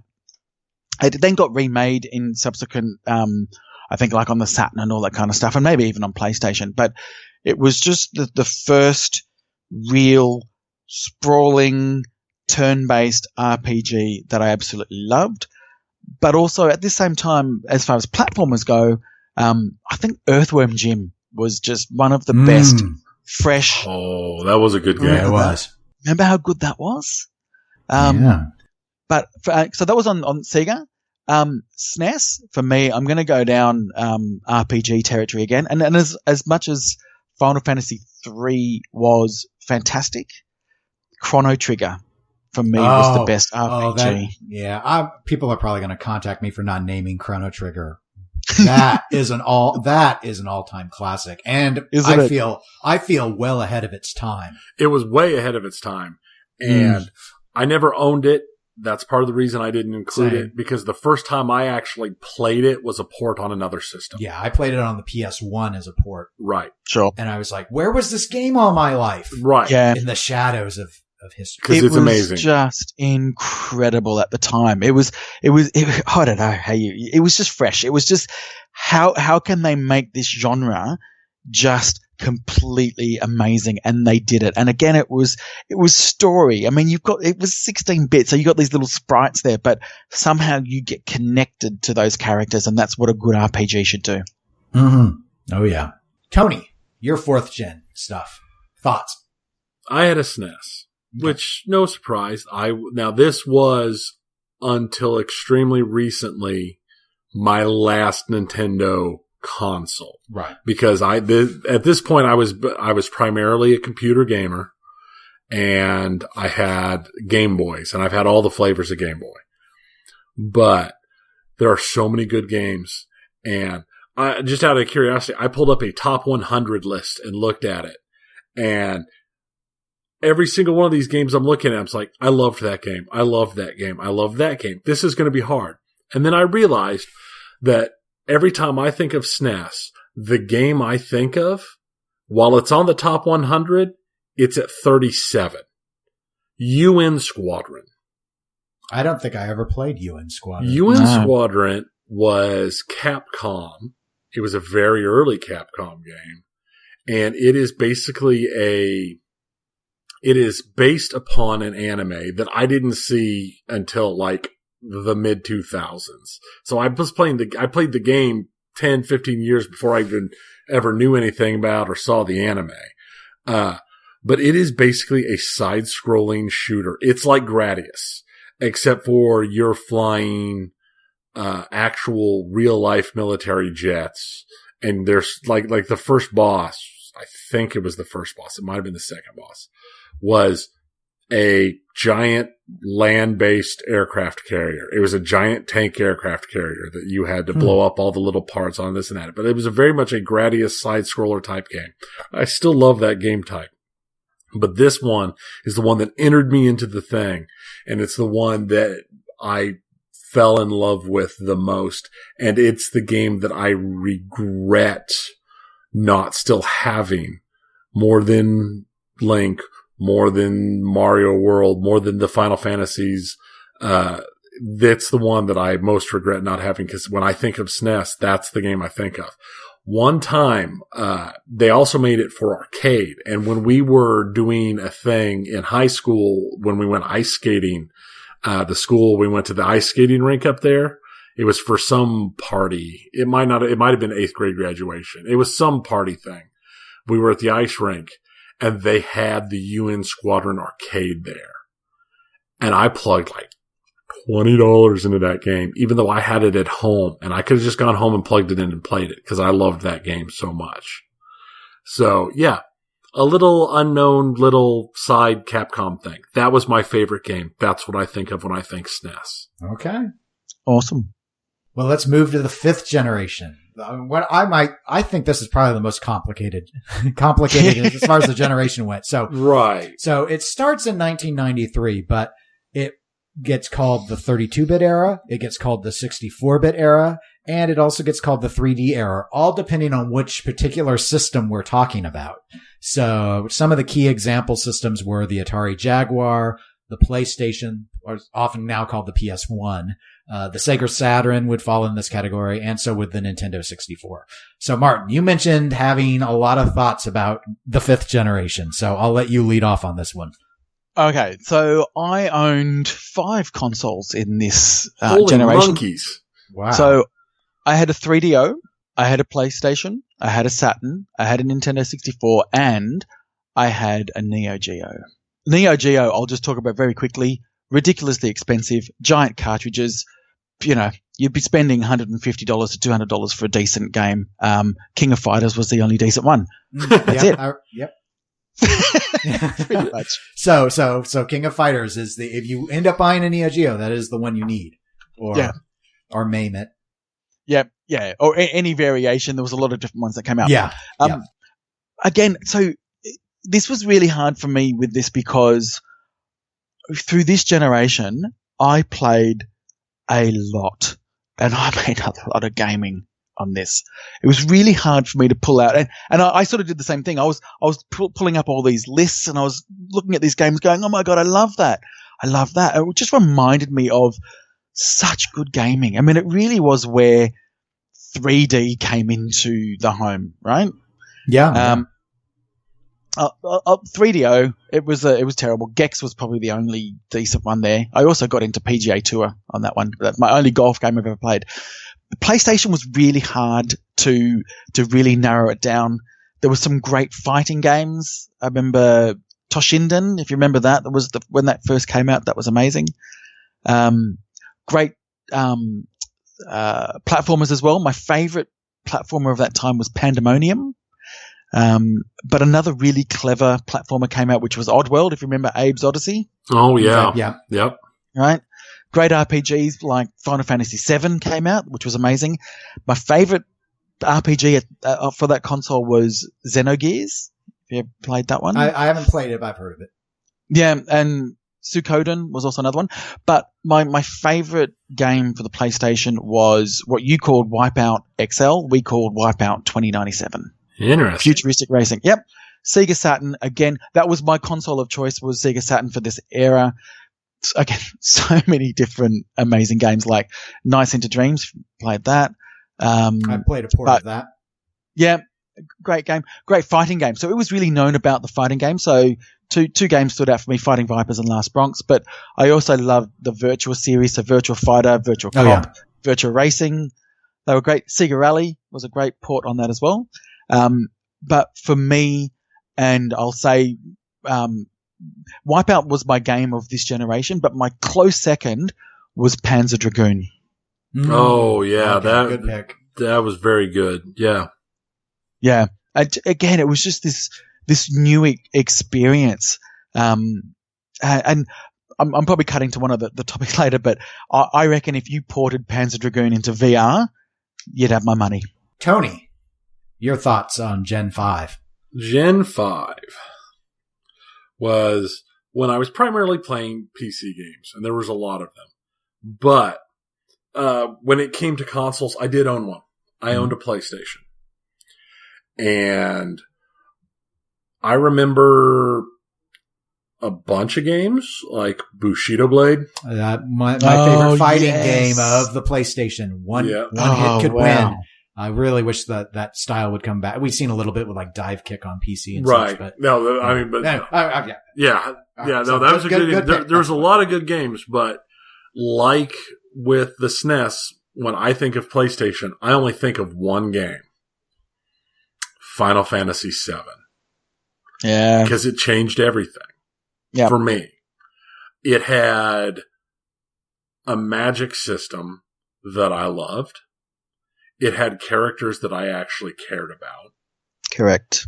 And the way it all put together, the way it all was assembled, was the game I played probably the most. It was the game when I got the PlayStation. I got it for Christmas. And I got Final Fantasy VII and a couple of other games. And I honestly don't remember what the other games I got with it were. I just remember I got Final Fantasy VII because when I came home from Christmas, that's what I played. And that's what I played continually. And as I recall, I got that I don't remember what year it was. Oh, that game. That's the game for me for PlayStation. Just everything about that game. Now that I've stolen Dennis's thunder. No, it's fine. Yeah, because he's seen my notes on the OneNote, so he knows that was my pick. And so yeah, I there's not really a lot to elaborate on. I'd seen Final Fantasy VII. It made me want the PlayStation. In fact, this is probably the only time I can think of where I got a console explicitly to play one particular game. And so I got that. So Final Fantasy VII, it was just, I hadn't really played Final Fantasy since Final Fantasy, in the US it was called Final Fantasy II. It's actually Final Fantasy IV. And so beyond that, I hadn't really played a lot of RPGs since then on console. And that brought me back into it. And then later on, I picked up things like Bushido Blade, which I really liked. And I got some of the ports to the older Final Fantasies. So I played Final Fantasy V and 6. And 6 is in some ways, I think 6 is an even better story. But yeah, but in terms of just making me want this generation, it was Final Fantasy VII. Yeah. Now, I think I played more ports on PlayStation than it, because that's where I played Chrono Trigger. That's where I played a lot of that the old previous generation stuff when they started coming out on PlayStation. Okay. Well, let's move into the 6th generation. So that's 1998 as our start date, sometimes called the 128-bit era, but usually it's just called the 6th gen. These are the systems like the PS2, the GameCube, the original Xbox, and the Sega Dreamcast. I'm not actually going to weigh in on this one because I did not play much of anything in this generation. I was almost exclusively PC gaming. I did not own any of these systems. I played Grand Theft Auto 3 on PlayStation 2. I played Soul Calibur on Dreamcast. I've tried a couple of the Zelda games on GameCube. So I've tried, other than the original Xbox, which I've never played. I've played a few games on these, but not enough to have a favorite. Yeah. So Tony, go ahead and lead off this time, if you wouldn't mind. I owned 2 consoles from this generation. I had the PlayStation 2 and the Dreamcast. I'll start with the PlayStation 2, which I think was the better machine. It was the more popular machine, at least. You know, this was where we started to see console wars that were being clearly won by a single company, and it was definitely Sony. I mean, they really made a name for themselves with the PS1, but it wasn't arguably the most powerful system. But when the PS2 came out, they had all the good games. Right. And they did. Now, on the PS2, I played a lot of games, but there are 2 that come to mind. That's when I first started playing MMOs, because unlike nowadays, you could plug a keyboard in and play games. And I played Final Fantasy 11. Right. And I played a lot of Final Fantasy 11, as did Dennis, but he was on PC. And that was the great thing, is we played together. Even though I was sitting in one room on my PS2 and he was in a different room on his PC, we were able to play. And it was a lot of fun. And I enjoyed it until I burned out on it, because man, that game was hard. That was before that was so hard. That was where, without, obviously we're not diving into MMOs specifically, but right. that was the big breakthrough that World of Warcraft had, was they cracked the formula on how to make an MMO approachable, but still have an end game that would keep people coming back and playing. And Final Fantasy XI was still following this old model of, you have to group up. It takes forever to level. You finally get into the end game, which, if you bother doing, is a bunch of bots competing for claims, people hacking the games to try and figure out ways to get, because things weren't instant. Right. So you were competing with other people just for the opportunity to fight monsters. I remember. And they never wanted to up gear. They didn't want to. I hear they changed it eventually, but they never wanted to make a piece of gear at end game obsolete. So you just kept like slicing like a tiny cucumber, these little thin layers, like a baklava you're making. Right. You're like, I don't know why I'm doing these food analogies. And sure, because you're hungry. And it was just and it was just like, what is this? It was a bunch of, it just wasn't. It had some great ideas. I really enjoyed it, but Warcraft was a better MMO. Yes. I mean, I have wonderful memories. Final Fantasy XI was my first MMO that I played as well. And I probably played it for a month and gave it up because after a month, I had gotten nowhere and still didn't understand the game. Yeah. No, I did Endgame in 11. It wasn't my first. I actually did Ultima Online back in college, very briefly, only like 2 months. But, I liked a lot about 11, but I hated far more. Right. And then when I knew I had friends that were jumping ship for Warcraft, and I was like, okay, I'll jump. That was me. I was one of the guys who jumped ship for Warcraft. Sure. Someone in my in-game, guild on Final Fantasy 11 went as well. Mm-hmm. And, so that's also why I ended up getting a 7th gen console, but we're not at 7th gen. Right. So that, all of that said, that's not my favorite game on PS2. My favorite game on PS2 is Naval Ops Warship Gunner. A boat game. A boat game. Are you noticing something? I like boats. Yes. Sure. Naval Ops Warship Gunner is a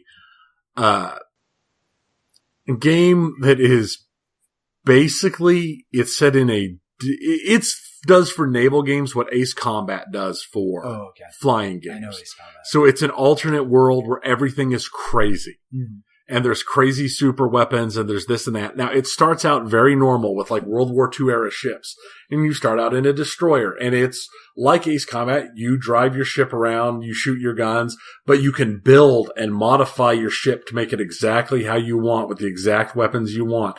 And the ships just keep getting bigger and bigger and crazier. And you're sitting here, 2-hold battleships. It's basically an enormous catamaran that you cover in so many guns. And it's just sheer insanity.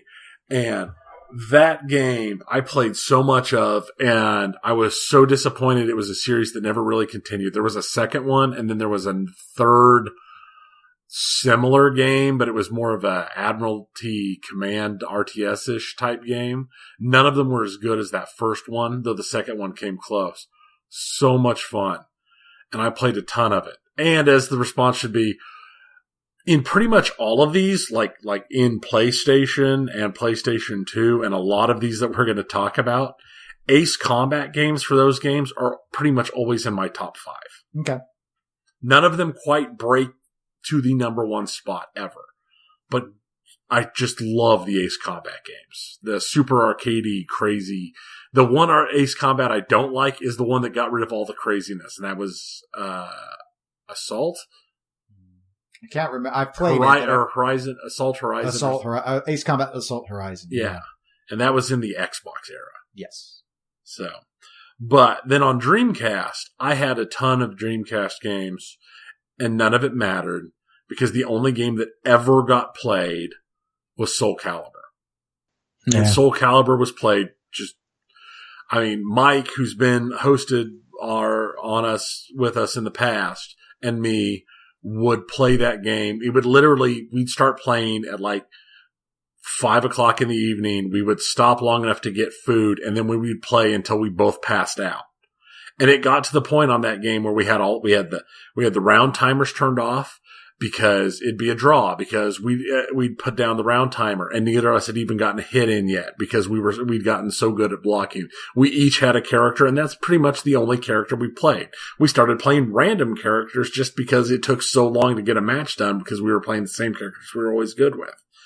And that game led to my love of Soul Calibur.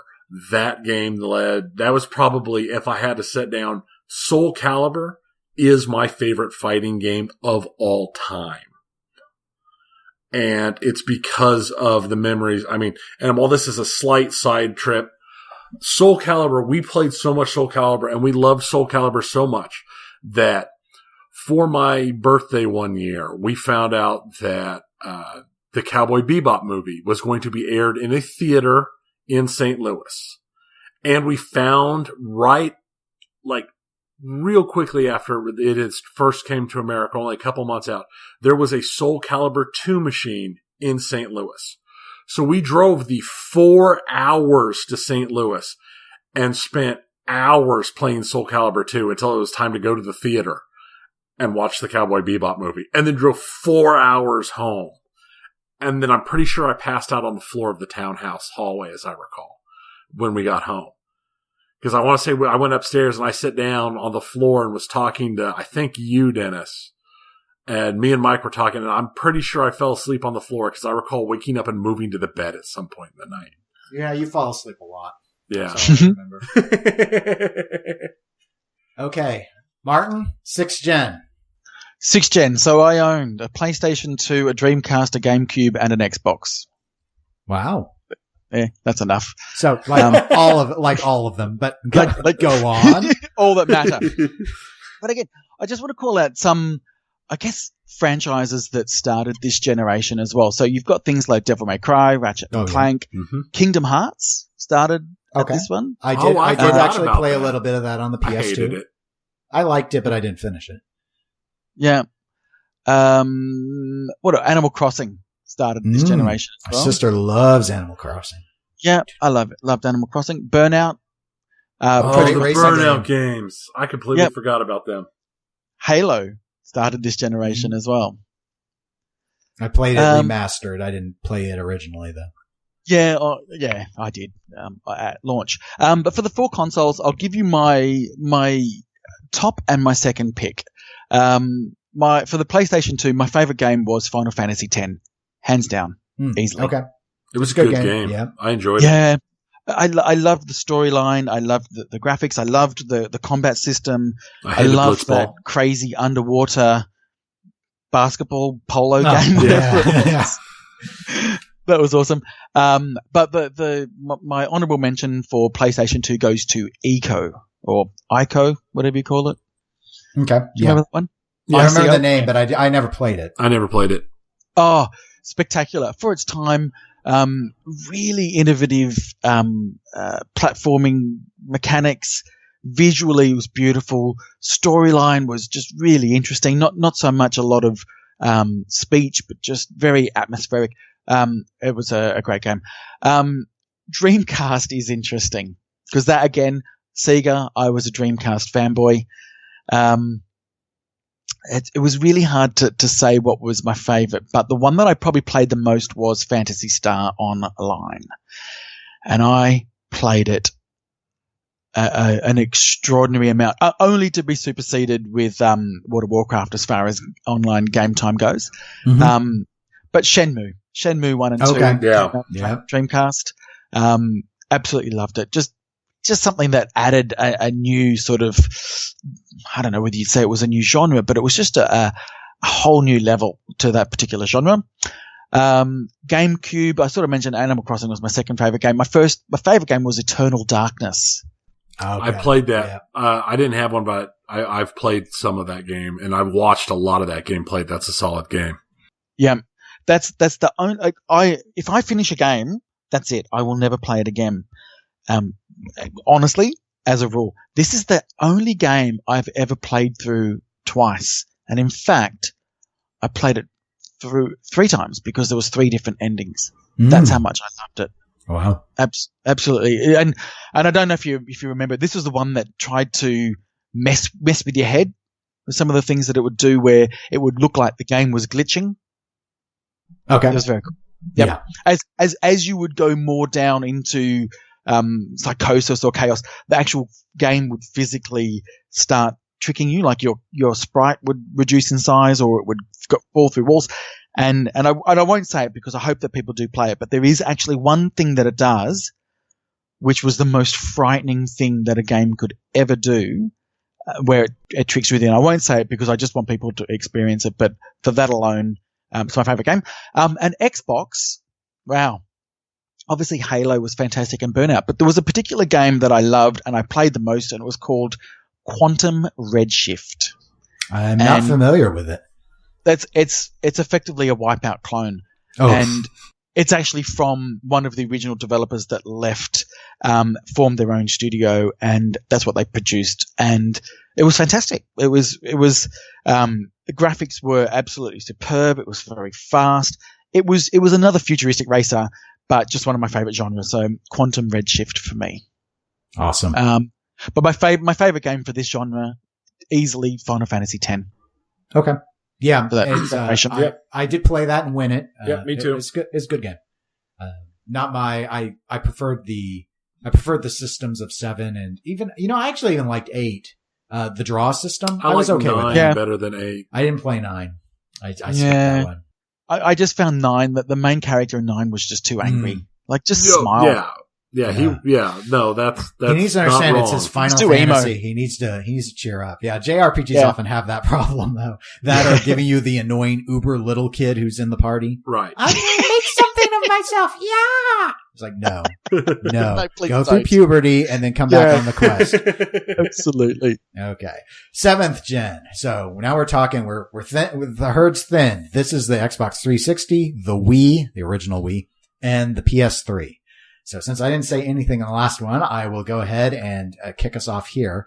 I owned a 360 and I did play a number of Wii games. I can't say, for Wii, Wii Sports.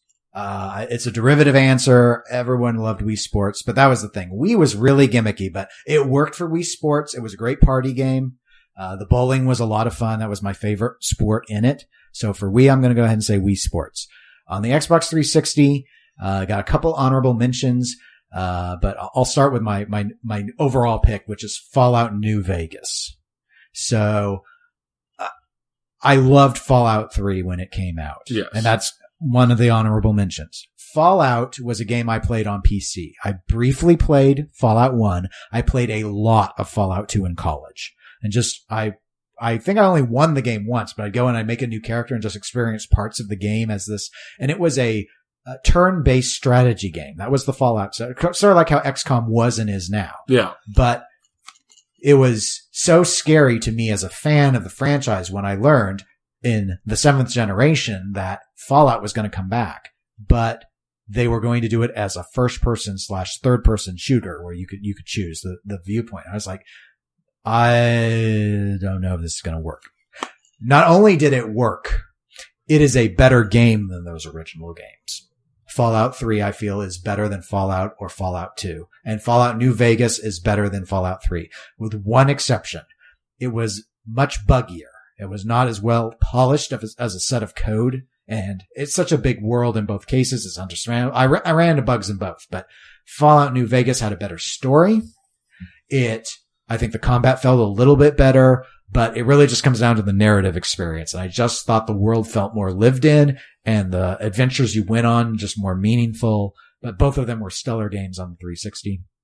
And my other honorable mention I just want to throw out there in terms of online multiplayer, while I did play some Halo 3 online, as everyone did, my multiplayer game was Battlefield Bad Company 2. And I played the first Battlefield Bad Company, and the game was good. The multiplayer was not. Bad Company 2 was a new engine.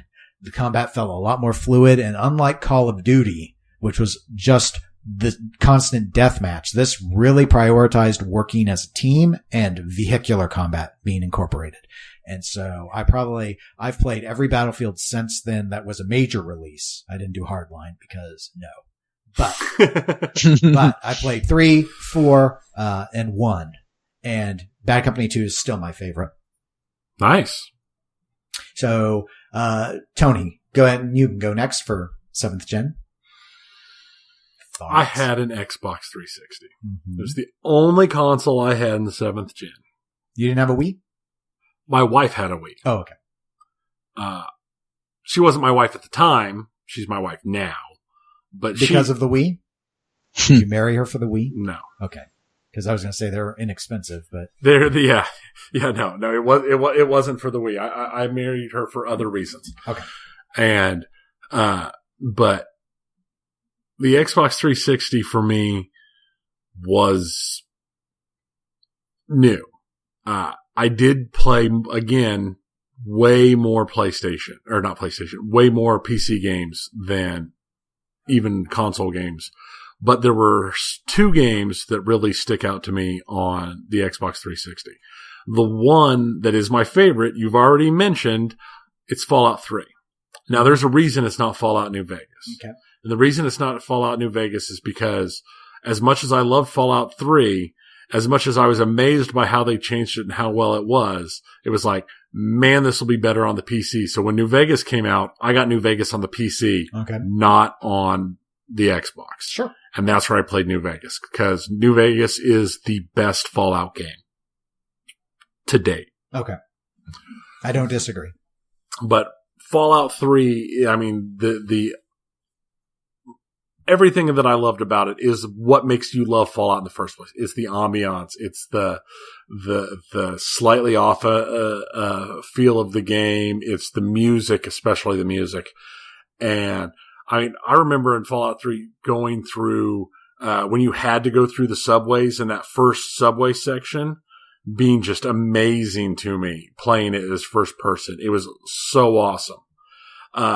Fallout 3 I played 2 or 3 times. Fallout 3, I had all of the DLC on the Xbox, and it is also the game that I have a perfect on. I have every achievement in that game. There's a few others I have, but most of them don't have nearly as many achievements as Fallout 3 did. Now, the other one that it wasn't a great game. It was fun as a group, and that's why I remember it, was 1 versus 100. Oh, okay. Yeah. And what makes me remember 1 versus 100 was I had back surgery in 2009, as I recall. Or I think it was around there. But while I was laid up at home recovering from my back surgery, Dennis and all of our other friends would come over, and I'd be sitting there in my lazy boy in front of the TV on the side of the house, and we played 1 versus 100. And we would we'd play it on game nights and we'd play it otherwise. But that's what I remember playing that game, and the dumbest stuff, and how I don't think any of us I think like once or twice we got picked into the 100. Most of the time it was just the insane funs of it. Yeah. And Martin, if you don't know, it was a live game where you'd go in and you had to do it in real time. Yeah. The 100 people were actual real gamers who were participating. There was an audience portion that could play, and then there was I've never heard of it. It's kind of like Who Wants to Be a Millionaire crossed with some other game shows. It was all like an online game show. And, they only did it for 1 season. They had a live host and everything. Yeah. They had a live host. A comedian was the live host, and anyway, yeah, they only did it once and then they pulled the plug. Yeah. Well, understandable. It wasn't like great, but for me, it was part of the situation. The concurrent user count was like 100,000 people or something playing it. It was pretty big for Xbox Live. I never really learned why they decided not to bother anymore. I don't know. Because of the whole situation, it has a special place because of the situation. Okay. Martin, what were your thoughts on 7th Gen? Okay, so I owned a PlayStation 3, an Xbox 360, and a Wii. No surprise there. Mm-hmm. Yeah, except with the Wii, I think I bought a lot of launch titles and probably had it for a few months later, and then I gave it, I actually sold it to a friend because, like you said before, I just probably found it a bit too gimmicky. And I'd call that Wii Sports. I thought that was a lot of fun. But as far as the other consoles, again, some great games came out this genre. Somewhat like Heavy Rain, for example. I loved that game. Probably one of the most disturbing games because I felt that this game really connected you using the controller to what your character was doing. I'd not seen that integration, and probably not even since, where the motions that you do on the controller are what you would do in real life. I don't know if you've played Heavy Rain, but I've seen that you've named a fairly controversial pick because some people really love that gaming experience, and then I know a lot of other people, because of how that was, felt it was really more of a narrative than an actual real game, and they didn't feel like they were playing. Yeah. And so it seems it's very polar. I've not played it. I've seen scenes from it and some gameplay from it, and so I know it's very polarizing. Yeah, and I can see with that because I never actually felt like I was playing a game. I felt like I was in the game, and I know that sounds probably a bit too far fetched, but well done, that's kind of that's how it felt. And in fact, again, I won't say it because I don't want to spoil it for those people that haven't played it. But there was one thing in the game it was asking you to do to your character involving the controller. And I remember just going, no, I can't do this. I can't do this. And I had to actually put the controller down and walk out of the room, and I couldn't go back into the room for 2 hours because the thing that it was asking me to do just felt like I was doing it to myself. Well, that was how powerful that game was. They were successful then. Wow. Yeah.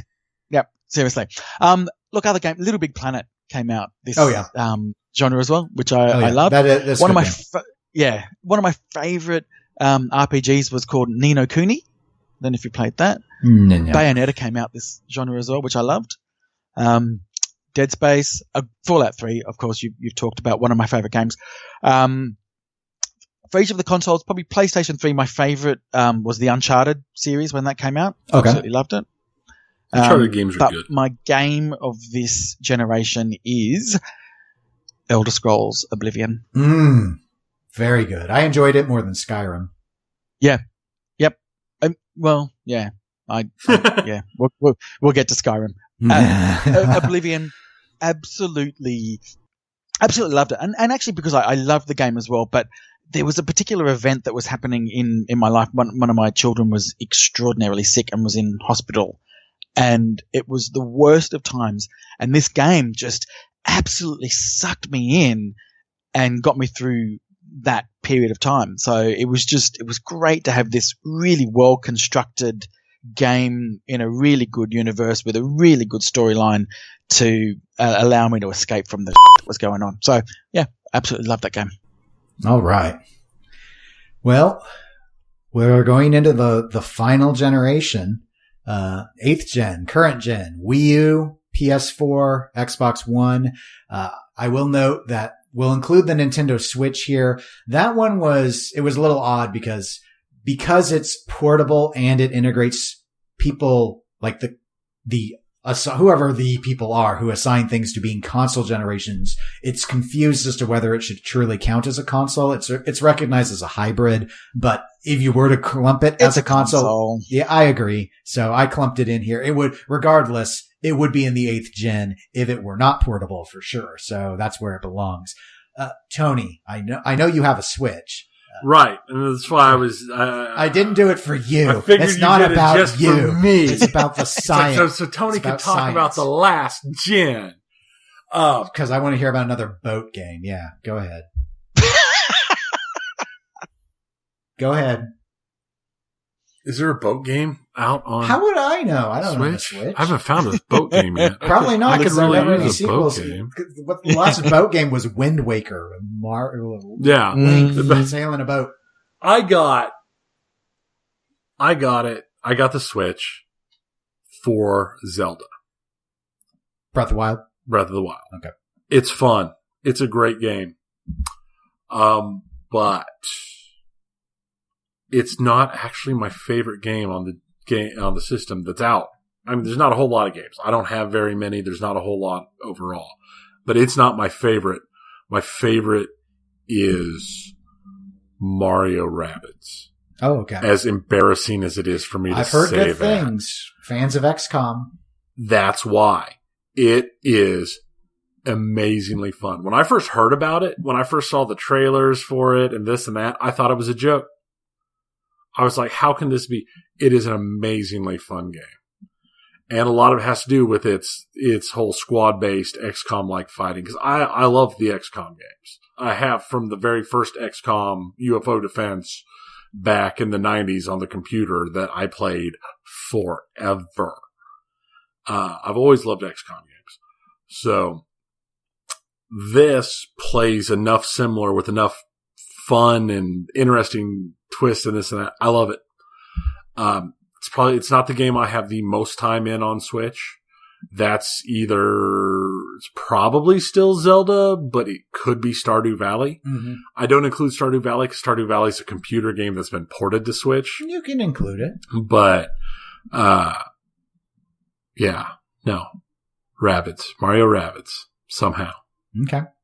Well, for me, the only console I have as your notes, I only ever buy one console per generation. Apparently it's my pattern. I'm like a reverse Martin.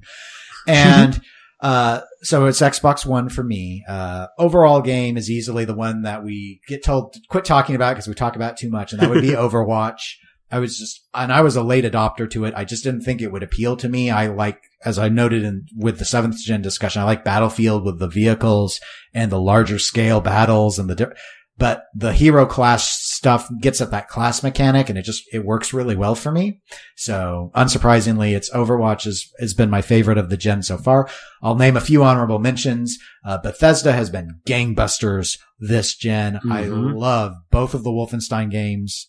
Not so much the little one that they really, but the two full retail ones. Very, very good reboots of the Wolfenstein 3D franchise.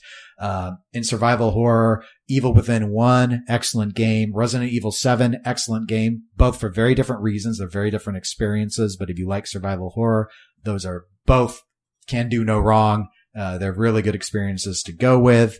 And I don't really do a lot of sports games, so I don't really have anything in that category that stands out. But if you consider car racing as a sport, Forza Horizon 3 is incredible.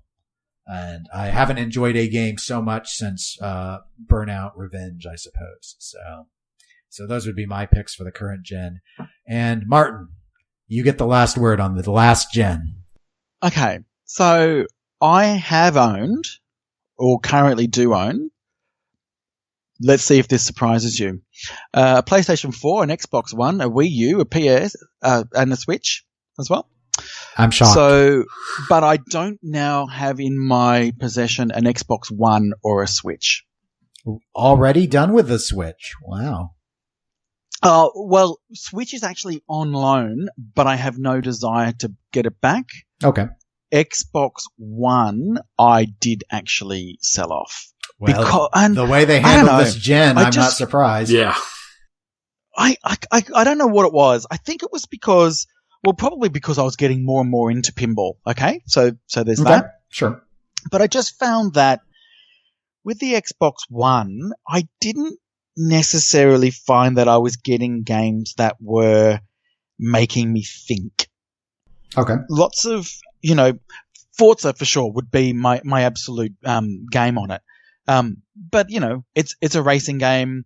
There was combat games. There's first person shooters, all that kind of stuff. But I wasn't really finding anything that was doing anything beyond that. So I've really kept my PlayStation 4 really is the console of choice now that I really play the most.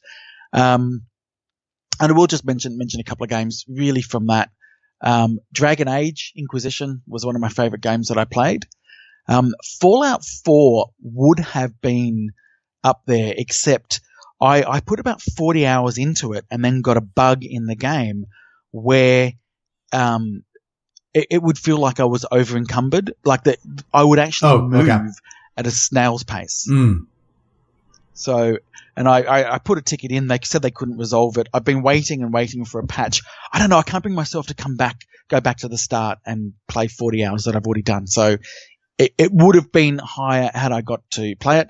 Far Cry 4, absolutely loved, but actually enjoyed Primal even more.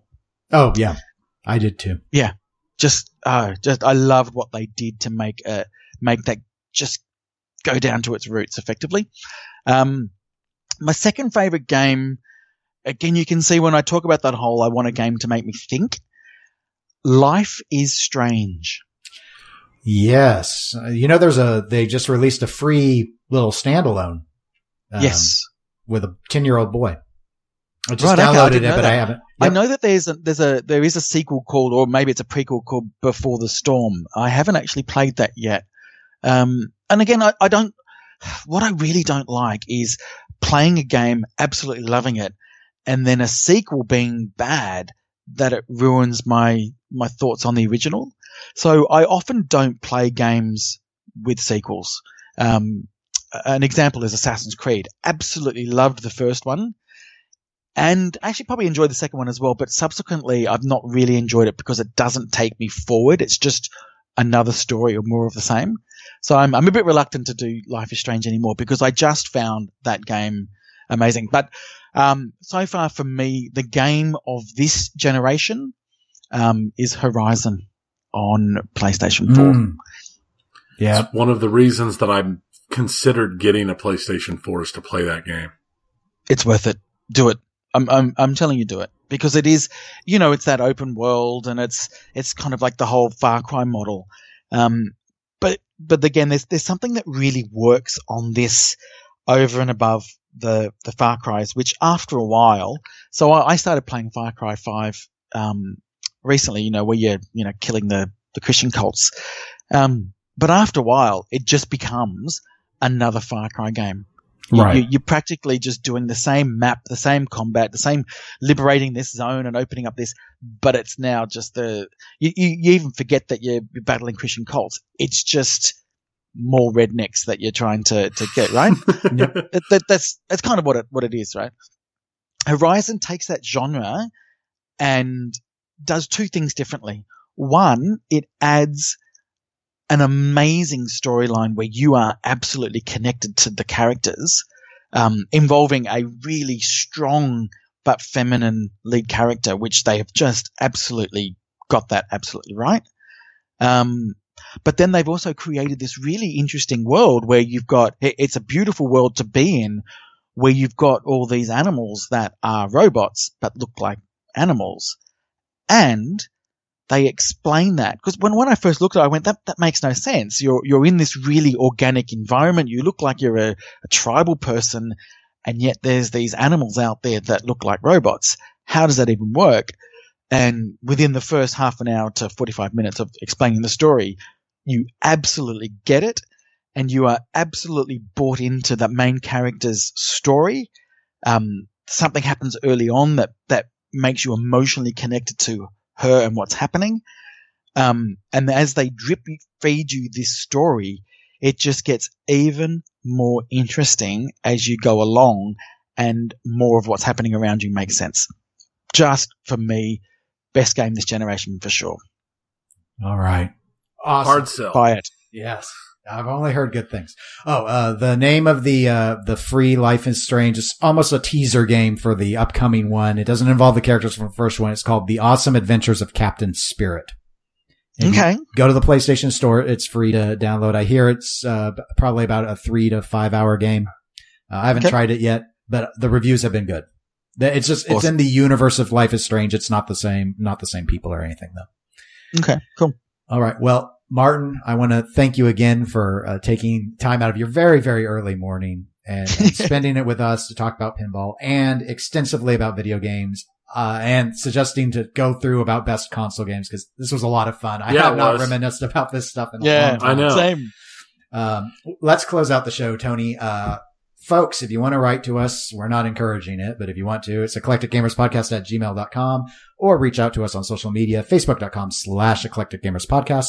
Eclectic_gamers on the Twitter and the Instagram. And until, I guess, in 2 weeks, where we're angling to have another guest host on as well. I'm Dennis. That's Tony. That was Martin. See you guys later.